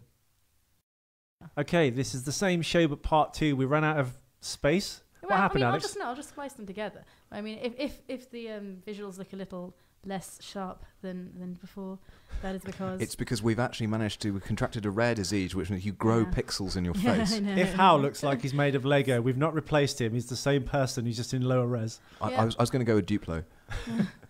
He's original Tron versus Tron Legacy. You're like old Tron, man. Yeah, very old. Have you seen the original Tron, Alex? What did you think of the original Tron? Have you seen it? Yeah, I have seen it. I can't even remember it. What did you think? I enjoyed it. Well, there's that in the black hole. Disney tried to kind of break out into these kind of like strange experimental dark sci-fis, didn't they? You've told me about the black hole, and I haven't seen that one yet. What is it? The what? The black hole. Have you seen Disney's Black Hole, No. 1979? No. Well, Star Wars came in 77, right? 77. And then Disney and a lot of other studios, of course, tried to get on, I guess, the Star Wars bandwagon. Disney's answer to this, of course, was the black hole. It's got Ernest Borgnine in, Anthony Perkins, who obviously was Norman Bates in Psycho. God. A bunch of like character actors. It's really weird. And it's dark. So they attempted to jump on that bandwagon in some ways. In some way, 2 years later, they came up with their, Right. I guess, answer to Star Wars. It's got like cute robots in with like big eyes and stuff. And they all have interactions, and there's like humor and stuff. Actually, but that does ring a bell a little bit. it's a terribly dark film. Right. Like the Cygnus, the spaceship in question that's on the edge of this black hole mysteriously, full of evil robots, is in the shape of a crucifix. The end is like really transcendental So it's and packed kind with of symbolism and metaphoric. Like they either, I think they die at the end. Everyone dies, or do they? Well, I you don't said know. you weren't really sure. I mean, I haven't watched it, but you said that the end is ambiguous. And Spoiler alert! Sorry, listeners. and Basically, they go potentially- into the black hole and they go through heaven and then hell, and it basically whether they come out the other side or not, you're not quite sure. It's very ambiguous in a sense, but for a kids' film, a you film, it's like now you see this this crazy. this is where I think that there's the really like pivotal importance of that time. This is completely digress from where we were. I'm very sorry, but we are. We'll in get part- back to the part two. progressive Get back rock to in a music. minute, the listeners. pivotal thing of especially children's entertainment at that time, say anywhere beyond about 10 to 15 years ago, is that the people who were programming, entertainment any time, or even coming up with it, and creators were unashamed and unfrightened by the prospect of doing something a little dark,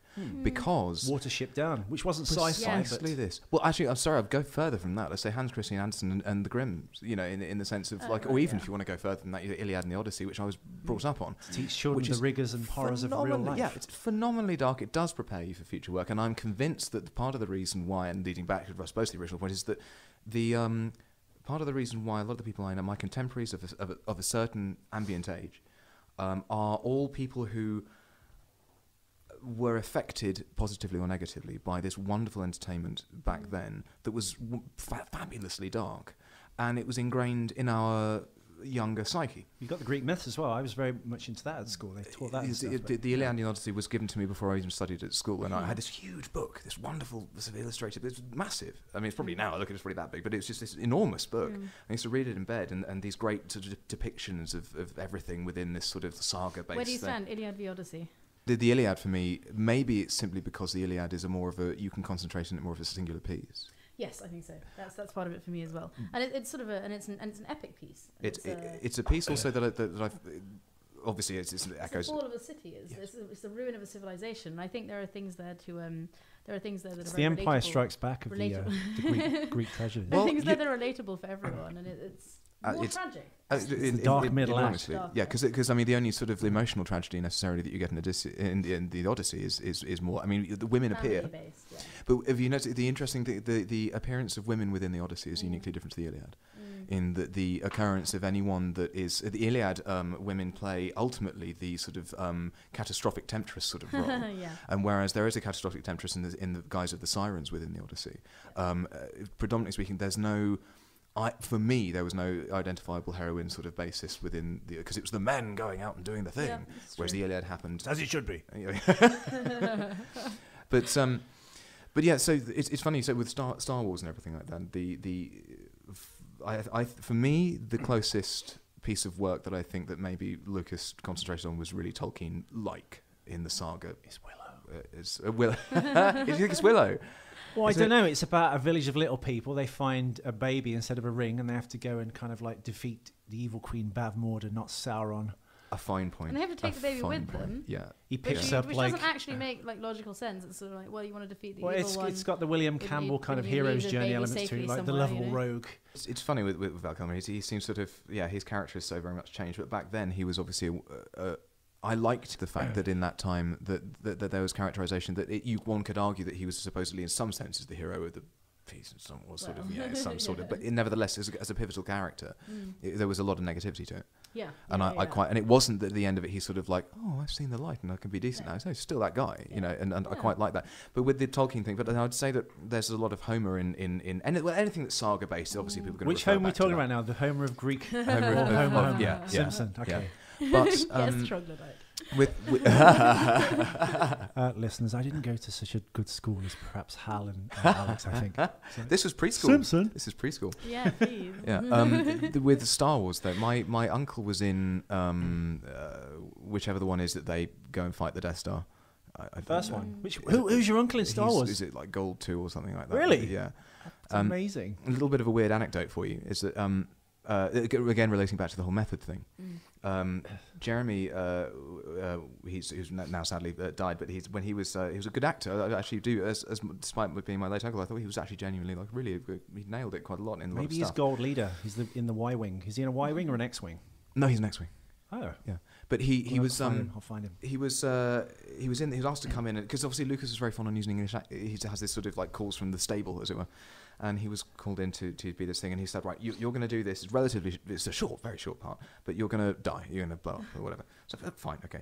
So not that much brief, little bit of script, but ultimately wing it. You English actors can do that sort of thing. Great, okay. So he's in this cockpit and they're filming away, and he knew that there was supposed to be the scene where he gets shot down. So he's preparing. Okay, well, you're going to tell me when you get fine. Okay, and there's shooting, and there's an almighty explosion, real explosion that happens from behind his head there. And you see in the film, he just kind of goes, Christ, and just goes down. Because obviously what had just happened to him is there's a bloody great big explosion behind him. You know, naturally as one would, you think something's badly gone wrong. So he just balled up to try and get away from what he was suspected to be fire. Cut, fine, okay, that's good. Yep, thank you, Jeremy. Hang on. So we're going to go again, obviously, because that was a problem. Is everything no, we got what we need. Use it. Why? Yeah. Why didn't you tell me? Oh, we like to keep things real.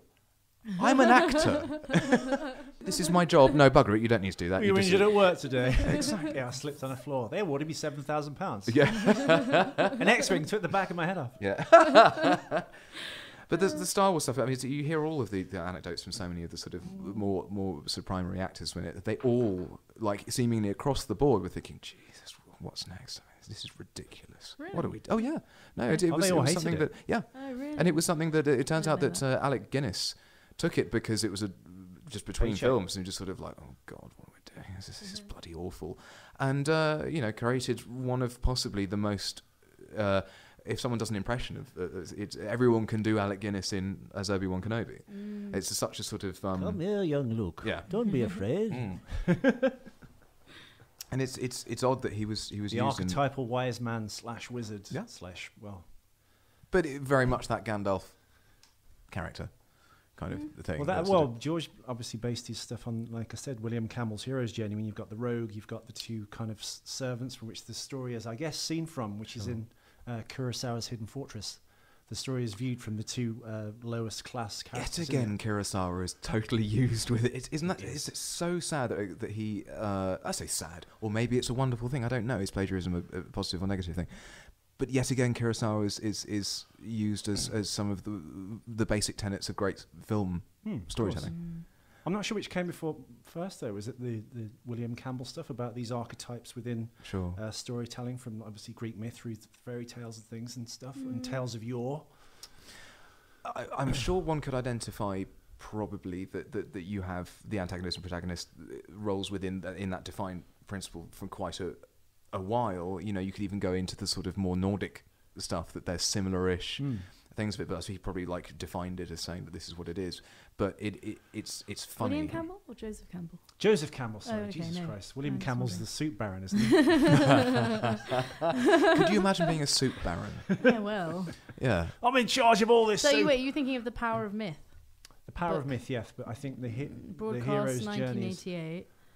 No, I think that's a show they've made off that. There's a book by Joseph Campbell called The Hero's Journey, I think. Someone once told me that if you wanted to blag your way through an English lit exam, and they present you with a piece that you may have studied, or if you, in the case of you've not done it, you've not studied it properly, and they say, like, you disseminate this, that, and the other, the easiest way to write any essay in English lit is to say that, well, clearly this evidences the individual's role in society. There is no piece of work that doesn't reflect that. It is the absolute blank, the Barnum statement for all literature. It's the individual's role in society, which is that you can't think of a piece that doesn't reflect it.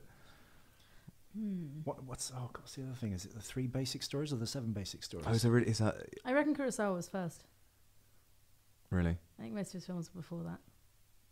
Do you, being totally honest, Sorry, yeah. having what Kurosawa, like, have you watched many, and do you really enjoy it, or is it reverence? There's lots of films that are meant to be amazing that I can't stand to watch, like Citizen Kane. Do you not enjoy it? Very Really? well-made film. It's the best film ever made. But like, Did you see Lucas's first? Was it? It's the THX code. 1138? Yeah. I struggle with that.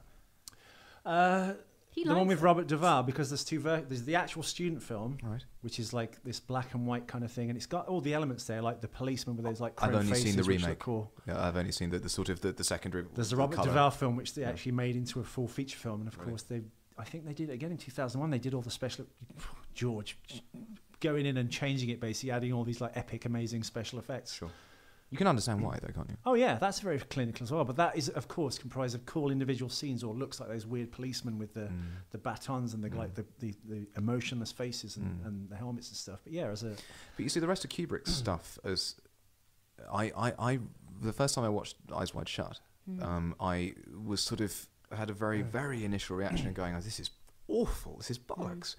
And then with further, so it supports the thing with 2001. The more I've watched there's it more since, layers, going, there's more to see as you go back and to revisit. And then if you talk with someone, a friend of mine, Sam Loynes, he's in a band called Voices, and he played with us as a live keyboardist for a while. And he actually lectures in film studies and stuff like that. I would recommend Sam changes the band to "I Feel It in My Loins." Oh yeah, he has all of the possible jokes within that. Okay. But no, he get him. He's Kubrick's his favourite director. Get him started on that. And if you speak to have the joy of speaking to someone who is immersed and has such love for any kind of creator I think anyone who can speak with passion about anything gets you hooked and interested. Oh, it's wonderful. But then he said that within Kubrick that the beauty of Kubrick is that there's so much that you don't realise on first viewing.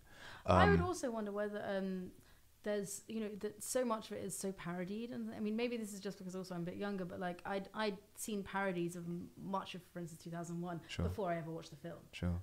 Like the monkeys and the monolith, and yes, monolith, and and also the end, and I mean just everything. There's that maybe the first viewing you have the parody so embedded that nothing's very surprising. When it becomes a work of I've had that work, but I've had that work and I've had that fail. Okay, yeah. In that I've had very much. I mean, that there have been films where in fact, funny enough, actually, much more. So I say more the classical cinema, as in way old, like Ben-Hur and what have you, where someone has consistently. I mean, you can't avoid someone saying how good, I don't know, Ben-Hur or Antony and Cleopatra or stuff like that, how good it is, and then Cecil B. Miller epics. But yeah, actually, pretty much is precisely what I'm talking about. In the way that I discovered a lot of those on my own understanding of it. I independently went and found these films, and discovered, in fact, that good God, they're fantastic. Yeah. And the terrible narcissist within me, I react very badly to obligation.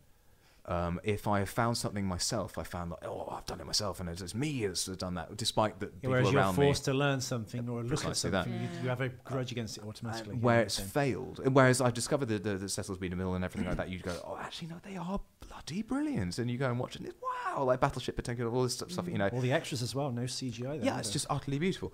And then, however, I was telling my father about this recently. He for many years was sort of saying, like, I don't want you to see The Exorcist because it is categorically the most frightening film I've ever seen. Going in with that, you thought it was the most hilarious and not scary? Well, he'd hyped and hyped and hyped and hyped, and everything we were saying earlier about how hype is important. However, if you overhype something and hype, or rather negatively hype and said it's utterly terrible, it's so frightening. And then when I got to the age of 18 and finally watched this with him, and I sort of sat there and just went, I'm sorry, I'm utterly unaffected by this. But, however, I think on a cultural basis is because it applied itself to the last bastions of people genuinely believing that was a thing that could threaten you. Whereas I was watching it for the special effects and going, how great it is that they spent so much time to create something that was so visually believable. And yet... Well, exorcism, of course, goes back to what we talked about earlier at the drama school thing, where who is the person does have a mental issue, and the priest is exacerbating that and playing up to it and saying, it's the devil working through them. So precipitating it in some sort of... Exactly. Or is it actually a real thing? But I think that's such now, I mean, certainly by modern day standards, I mean, the concept that being a threat or a concern or actually even something that should happen. I mean, I think maybe in the 70s, there were people who, certainly in America, who really would actually invest some belief in the prospect of maybe we should hold an exorcism. So there are people now in America who invest belief in that. There are, but thankfully that's diminishing. Recently, I read that the internet may not be around in like 50 to 100 years because of the internet and stuff, because we are now so connected. Someone just can't say something to you, go blindly believe it. You can go and look it up. No, I mean, obviously you can disprove things, but I mean, how does that explain Scientology? I mean, Scientology is entirely a religion that has arisen during the internet age, basically, pretty much.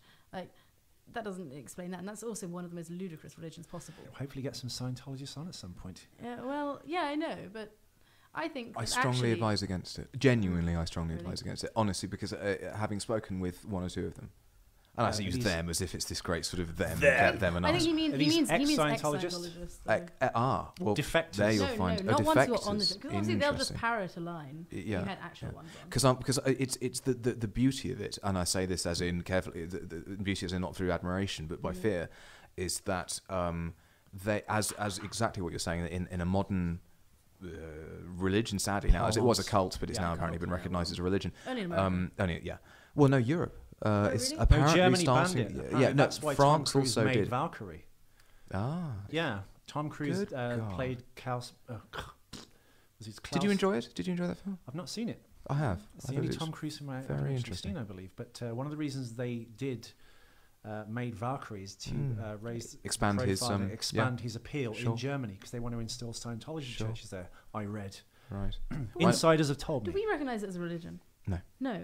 It doesn't get tax breaks and stuff because it isn't. I mean, but apparently the theory is that it's not far away.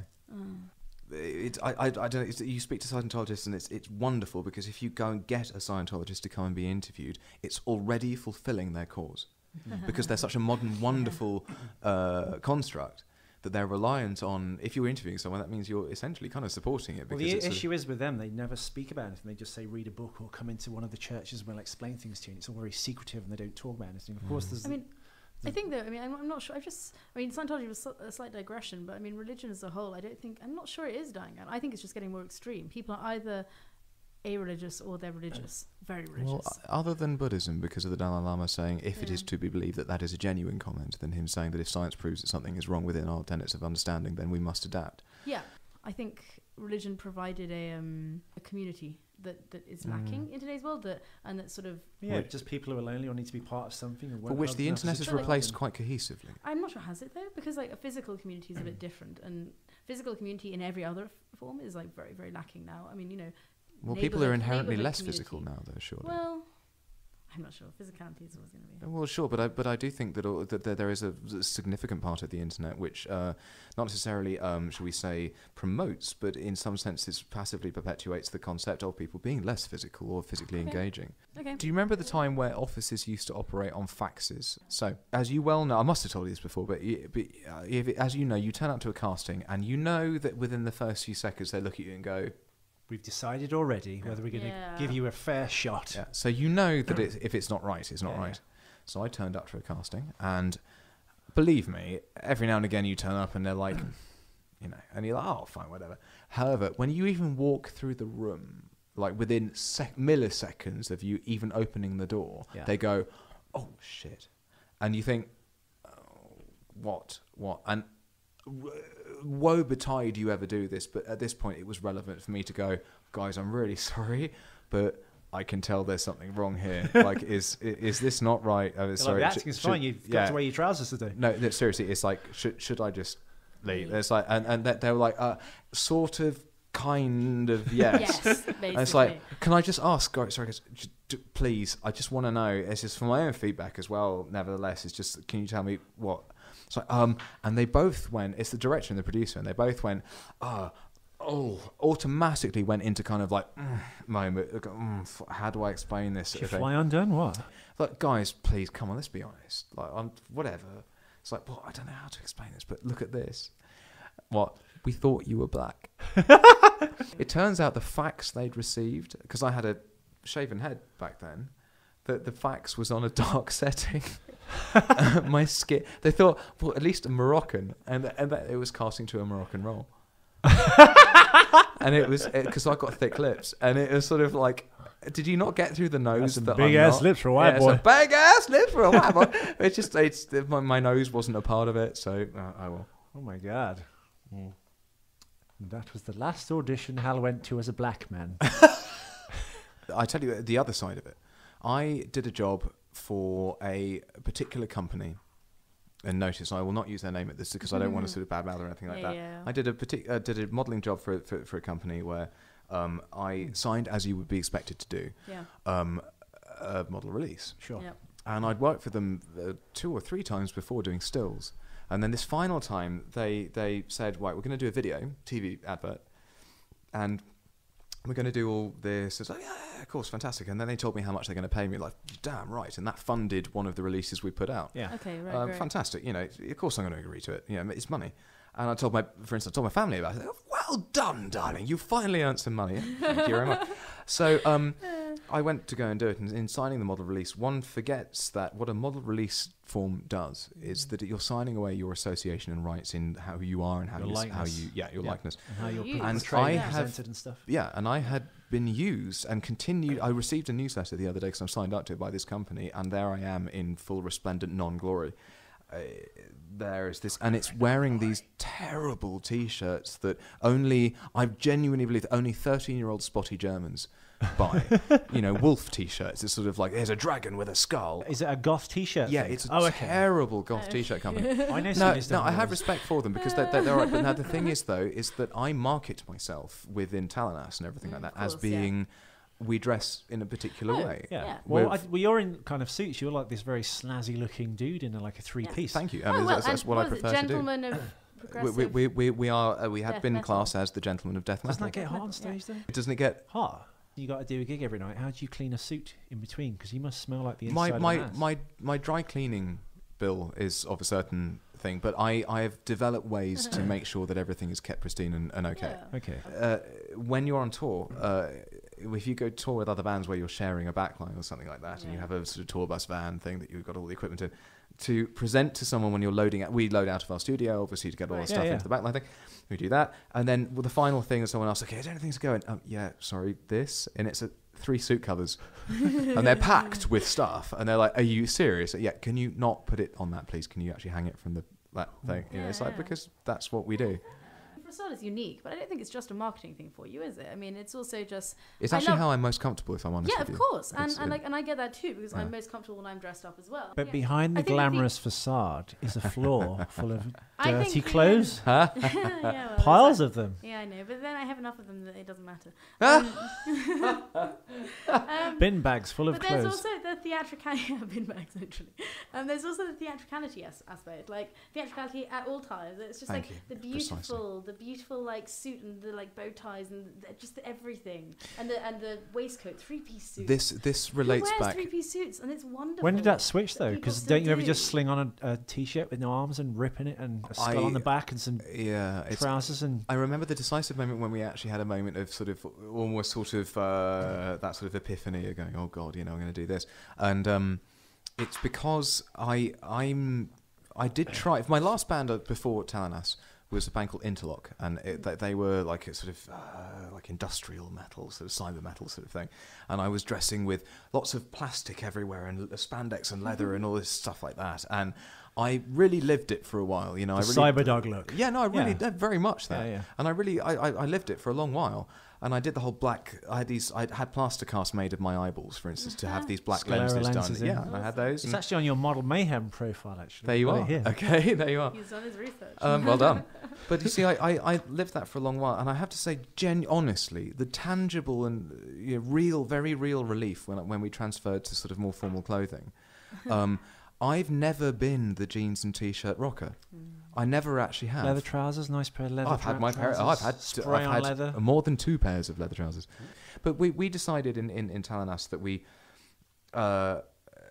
had a sort of urge towards dressing a certain way.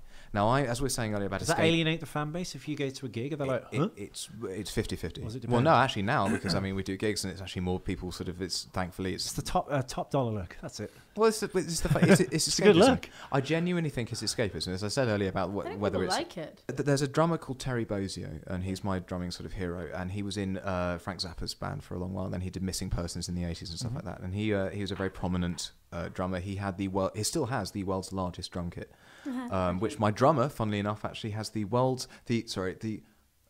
by Mapex Europe, which is a maker of drums. The title is he has the largest single drum kit made for an endorsee in Mapex Europe. It's an enormous kit. Why is it so big? Does he have a revolving chair that's stuffed behind him as well? And things? We thought about that, but no, it has four kick drums, 3 snares. Permanently bubbling in the background, ready with people waiting. Didn't Tommy Lee have one that there was stuff above it? It was actually no. Funnily enough, it was Rush. It was Neil Peart. That's it. He had it would revolve around him. But Joe plays 4 kick drums, 3 snares, about 3 rack toms, 2 floors, and a load of banks of other stuff. But anyway, Terry Bozzio, who has the world's largest drum kit, said this particular thing that he always wears black. No matter what, since back in the days of Frank Zappa, and someone asked him, like, why do you do this? And he said it's on the same principle. Because it's fucking metal. Because it's metal, but he said it's on the same principle that a person performing in an orchestra wears, DJ, so like black tie. Sure. He said that there is such a thing as the transference of when you dress for a performance. That used to be if you go in to see an orchestra and they would dress formally before webcasts or photos or anything like that. Sure. Is because there is albeit a pretension, that if you're performing something, you put something on to delineate from this is the time in which I'm performing. This is when the curtain parts. Do you know what I mean? And I have this similar. I do not like going to see a band when I realise that essentially I could just be present at a rehearsal. Sure. Okay. I would far prefer a sense of theatre. Oh, of course. Yeah. Now, obviously, there are bands such as Lordi and Kiss and stuff like that who Alice will Cooper. take that to the nth degree, Sure. which has its place, and it's fine. And sometimes, unfortunately, you do see, funnily enough, every single case at Lordi, Kiss, Alice Cooper, Gua, everything like that meant Alice very much. Well, Rob Zombie as well. They put on the Halloween Horror Show. Massively so. Yeah. Is that in so many cases there are so many people that say, is the music suffering as a result of it? Can the music be said to be genuinely standalone, fantastic, or do you need the aesthetic? Yeah. I hope, and I believe maybe we've proven in some senses that there are people who have separated entirely that we enjoy the music and art that's being created as opposed to the aesthetic that is supporting it. Yeah. I believe it's that there is a sort of syncopation that happens within it and the dovetailing of these two principles. But I am so adamant about the prospect that their aestheticism needs to accompany all areas of performance. I think it is vital, and I'm adamant about this thing that any performance that you do, you should have some, unless it's a radio play, of course. Your superhero outfit, essentially. Essentially, yeah. But I have that there is the ritualistic aspect of wearing various things, and you do put yourself into that performance. So anyway, back to the original thing I said, like you wear suits on stage. If you're on tour, like you were in Europe a couple of weeks ago, or a month ago, how do you find a dry cleaners in the town and get it done for the next day and cross the language barrier? I have enough outfits per day that we're touring. Genuinely, I bring out my. We fill the van with your suits. We have to hire the equipment everywhere we go. Walk-in wardrobe. As and when, I have, as per the plan of how many dates are on the tour. I have, let's say it's an 8-date tour. I have 8 outfits. Okay. So has Talanas? I mean, just to move back to the music. That's something I was curious about, like Talanas and Eulogy Media. Which came first, chicken or the egg? Actually, it was in fact Eulogy Media. The reason we really? started, okay. Why do you start Eulogy then? We started Eulogy Media. That was it was back in. It was my old band Interlock. Yeah. And it started very simply because we were signed to a label called Anti-Culture Records. Right. And in particular, he sort of was the chap that ran Anti-Culture Records became a bit of a guru of mine. Okay. And he's a terrible bastard. I mean, he's a wonderful guy, but he's a pragmatic arsehole. And I'll say that to his face. I hope it gets to him. He said at one point early on in the career that we had of being signed to the label, said, I need a single point of contact with the band. Which was nominated as. And what's his role again? He works for he was the head of. He owned Anti-Culture Records, which was the label that we were signed to back in the day. And he said, a single point of contact, and I want to see that there's a managerial contract, an inter-band contract, as it were, between all of you. And so we decided to incorporate. So we had a management company to represent us. That was us anyway. And the other reason that I formed it is because in self-booking gigs, there is still, and to this day I maintain this, there is still a disconnect between people who do shows, or festivals in particular, they're the worst offenders, who don't want to be contacted by a band. They want to be contacted by a representative of the band because of not only the removal and the point of sort of third person, but also that sort of business thing of you are and it also implies professionalism. Of course, it does. Yeah. So we started this Eulogy Media thing, and funny enough, that we would advertise more employees that were necessarily there at the time, who therefore there were people going, oh right, yeah, so they're professionals. Oh, well, still us. So it was a transparent thing, but it was for those who felt they needed it. It was a kind of condom for the sort of live booking world. It was a very strange thing. So then in 2007, I decided that actually this was going somewhere, and we kept being asked by other acts going like, you've made a good name for yourself. Would you consider doing this for us? Like, well, screw it. I'll just make it a company. Sure. So we did. Okay. And now it's actually a fully fledged label. We're releasing. I mean, I was thinking. How many bands are there on the thing? There's Rannoch, Dam, and you. But yeah, that's right. Like that, but how can you be creative about your own band releasing stuff, writing songs, and working with them? Plus, you're looking after someone else. I guess a little bit creatively. I have no idea. How do you find the time? The time division is a big problem. I work a standard day job that people would expect, and I actually work longer hours than some people, like clock in and clock out, whatever. I work from early in the morning and late in the evening. Who replaces you when you go on tour then? Is that holiday time? No, it's I'm still active. I have a laptop and I have net connection. So the fact is I make time. I make as much as I can. What it means is where the sacrifices are on things like annual leave, right. and where one would normally expect us to conduct a lifestyle. I'm married, for heaven's sake. It's when I have kids, probably things will change. Yeah, how does that work if you're like in a rock band? Surely, many of my friends do. There are many. For instance, Ian, the frontman of Rannoch, has kids, and. But how does that again? Like when you like looking after another band, how do you as a band member, when you're in like a situation as a performer where you kind of garner I guess adoration from fans or people at the gig, regardless. How do you manage that and just keep it together and not do anything naughty? The big difference is I love what I do, and obviously I was talking about sort of like, shall we say, extramarital stuff. Is well, the handy thing is that Beth, my wife, is also our live keyboardist, but nevertheless, But she's only done that for one tour. You've got Yoko in your band. Ah! You've got Linda McCartney. She's Linda McCartney. Linda McCartney, never being away, never spent a night away. No, well, she possesses a voice that Amazing voice. it's very odd. Haunting, She does things that sort of she has a ornamentation within folk that you can flip between sort of notes very quickly. It's very almost Arabic. Right. There is actually, I've researched this in particular, that there's a fine line between the Islamic call to prayer. Right. Yeah. And as an example of Arabic music, which uses a lot of like half notes and quarter tones and stuff like that, and a lot of Celtic music. Okay. And in fact, there was a very fine study that was put between the Islamic call to prayer and field holler. The sort of when the pre-emancipation, like slavery era, sort of when people were brought over from Africa to America and forced to work, and the field songs that were sung. Yeah. The earliest form of it, bluegrass, bluegrass when it was commercialized, it's like the field hollers was what it's called.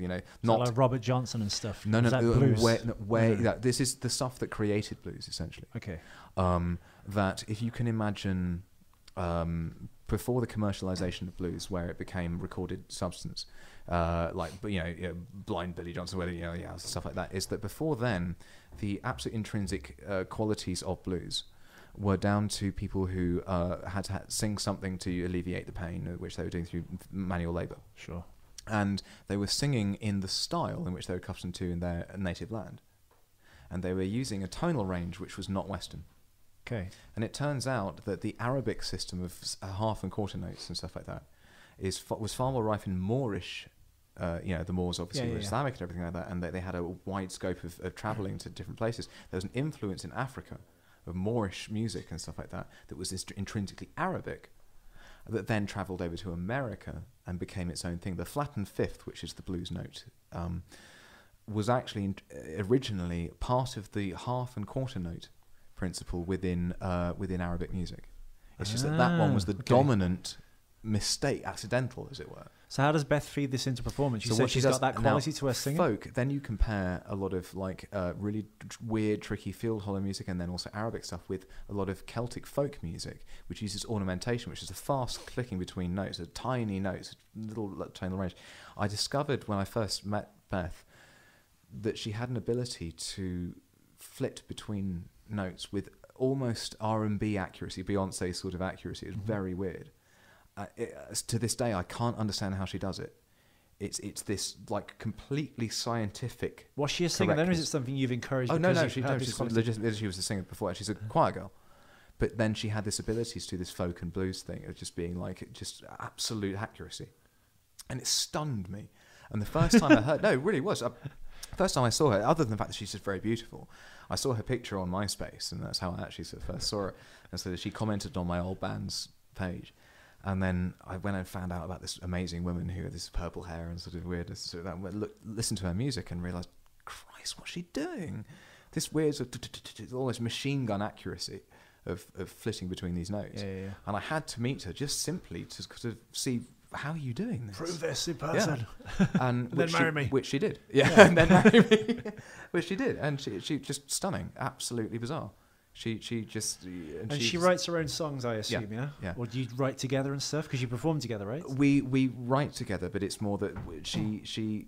Does the lyrics and you'll come up with a melody, or I will come up with occasionally some guitar lines and stuff like that, and she will sort of do these vocals over it, and I sit and watch her do this stuff that just astounds me. As a singer myself, as sort of like almost a fairly rehearsed and sort of formal singer, I just don't. I've asked her about it. How do you do this? What this thing that you do, this flitting between notes thing, and I've obviously her being my wife is sort of in close quarters, and I sort of watch her because I studied the esophageal sort of areas and what it does, because I needed to understand what death metal vocals do.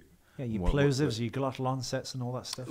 Precisely that. And I was fascinated. Why am I capable of making this horrific sound that sounds so abhorrent to people? That it's so different from your normal voice. Well, this is the thing, and it's the constriction of the false vocal folds over the true and everything like that. So you don't damage your voice, because I want to ask that of someone who sings that kind of like style of metal when you go. What I've done in extreme metal vocals, which sorry if it sounds a bit sort of full of myself, I think I may have mastered. I think I've understood what you do, not mastered, but to use what you do to create certain sounds. To the sense where I now know that I can teach someone who's not even vaguely involved in metal to make that sound. It's not an emotive thing. So the simplest way of explaining it is people think it's going like, oh, you make that sound. You listen to a person who's not into metal, they go, oh, you make that sound. They'll go and do an impression of it. They're like, that wouldn't be how I and do it's it, like, but no, okay. that's right. Okay. So, that's probably not do you Got know? gas, Would you know what I mean by if you went to go and clear your throat, you make the noise that you when you no. Yeah. If you actually clear it, you go right. Yeah, So okay. imagine if you were to continue at that zenith point of the thing, not grumbling, not or anything like that. What I'm saying is that kind of it goes. Yeah. Right. Okay. Imagine if there's different. The cough is the right, which is your entire esophagus going like that. Okay. What I'm talking about is this. A little bit of flavor. You're going to clear it. Okay. You can almost when you've got a little bit to it, you end up going. Yeah, I get it. Okay. Right. Imagine at the zenith of that, you just continue that little bit of that. Yeah, no, it's Imagine fantastic. at that zenith of it, you just continue that.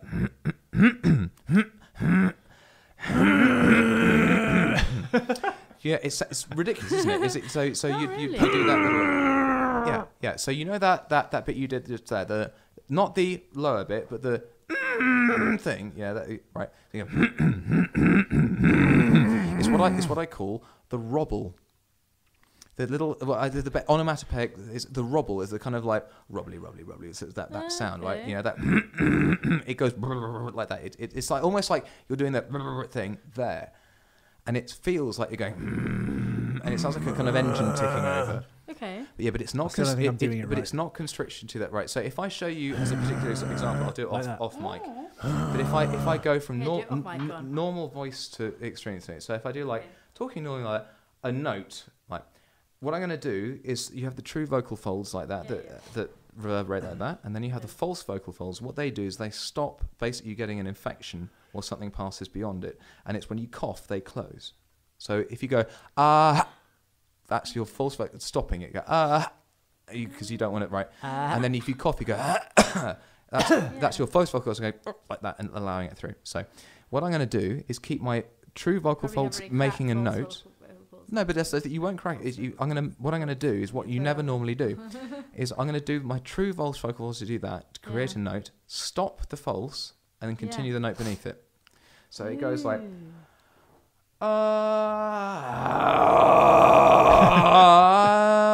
I'll change the note slightly, but it's like so. If you try and do so, it's just you introduce that. But so then you have to add lyrics on top of it. Yeah. So you'll Is find it difficult that to enunciate? Yeah. Well, I try and enunciate as much as I can. Which is like the biggest compliment I've ever had is someone saying I can tell what lyrics you're singing. I'm going to the shop to get some sandwiches. But then you get the ultra high nasal stuff, which is almost the whistle note stuff. Now my speech, my singing tutor Ed Staunton is he's capable of doing things that you just look at and go, how he can sing in what we would say the head register and the falsetto, but make it sound like it's chest and like full bodied. Just how are you doing this? But then I find that my broadening of range hasn't surrendered the lower part at all. Is that it's just you learn how to use it a lot better. There's a trend now within metal to do clean vocals higher, and apparently I'm bucking the trend by doing lower vocals and not doing kind of I'm a goth and I sing about only dead things, but you know, deep. I mean, it's just deep. because my It's heroes just- were Dave Sylvian it's right, and though. Bowie. It sounds right. Has there ever been you thought of a crossover with you and Beth? She is capable of doing metal vocals. She doesn't Is she? realise it. Yeah, no, she was at one of our old gigs in my old band. Really? And I saw her at the side of the stage. She's like, I'd love to like see this. whoa, and she's Yeah. really I good. don't at mean it. within your band. I mean when she does the folk stuff. Maybe there Yeah. could be like some interlude where you're going. There is a moment on this acoustic album where I do scream. Okay. And you don't notice it's there. It's just we decided to add it as a textual Yeah. textual thing. What's the startup for? Startup, the A Oh, Kickstarter. the Kickstarter. Oh, Kickstarter. Yeah. Right. Well, Startup. Get it right, This Ethan. Kickstarter is in theory a fantastic idea. It presents It really many. It presents many complications. I'm going to worry about the fans wanting to kind of have their 2 cents, as it were, because we've paid for this. We want No, some creative. we made the album ourselves, as in we pay for its production. We have in the past managed to source the funding to make each release ourselves, either by actually funding it ourselves or having independent investors privately. Right. But however, this one we did ourselves, and we were going to release it digitally. We were absolutely legitimately convinced through feedback that we don't need physical versions anymore. We'll just do a digital thing of it, and we'll only do it that way. And then, funny enough, on the day of release, we had people going, "Cool, where's the CD?" It's like, well, hang on, but I thought you guys wanted digital. No, but where's the CD? Oh. So our decision to do this has come about absolutely as a result of people going, no. We want physical formats. CD? So we figured that, in my opinion, the era of the classic sort of plastic, breakable, crackable sort of, that sort of thing you buy in our price is gone.